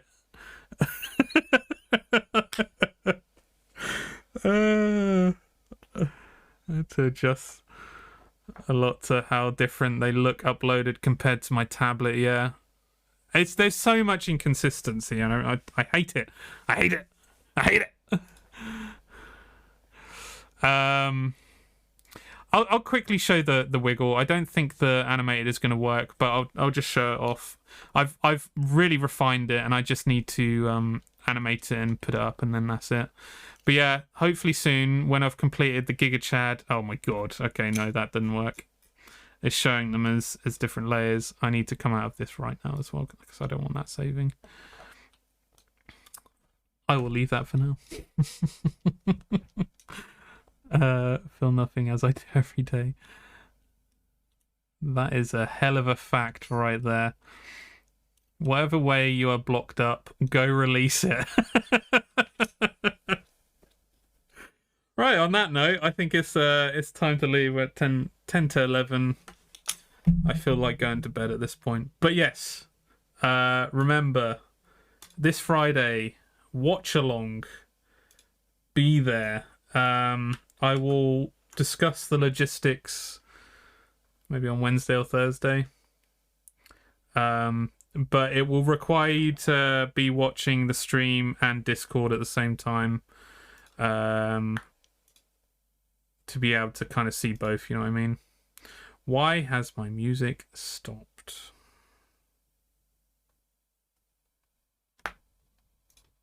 No, we want this one.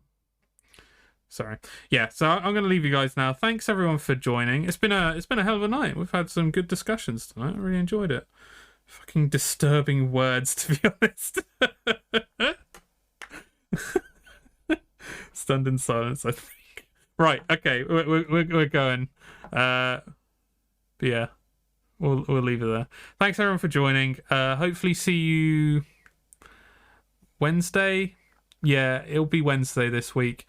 Potentially from next week onwards, though, my Wednesdays will potentially change to Thursdays, but I'll let you know on Wednesday to see what's happening. But yeah, anyway, thanks everyone for joining. Have a good one. Make sure the rest of your week stays pretty solid. And yeah, I will see you on Wednesday. Goodbye. Goodbye.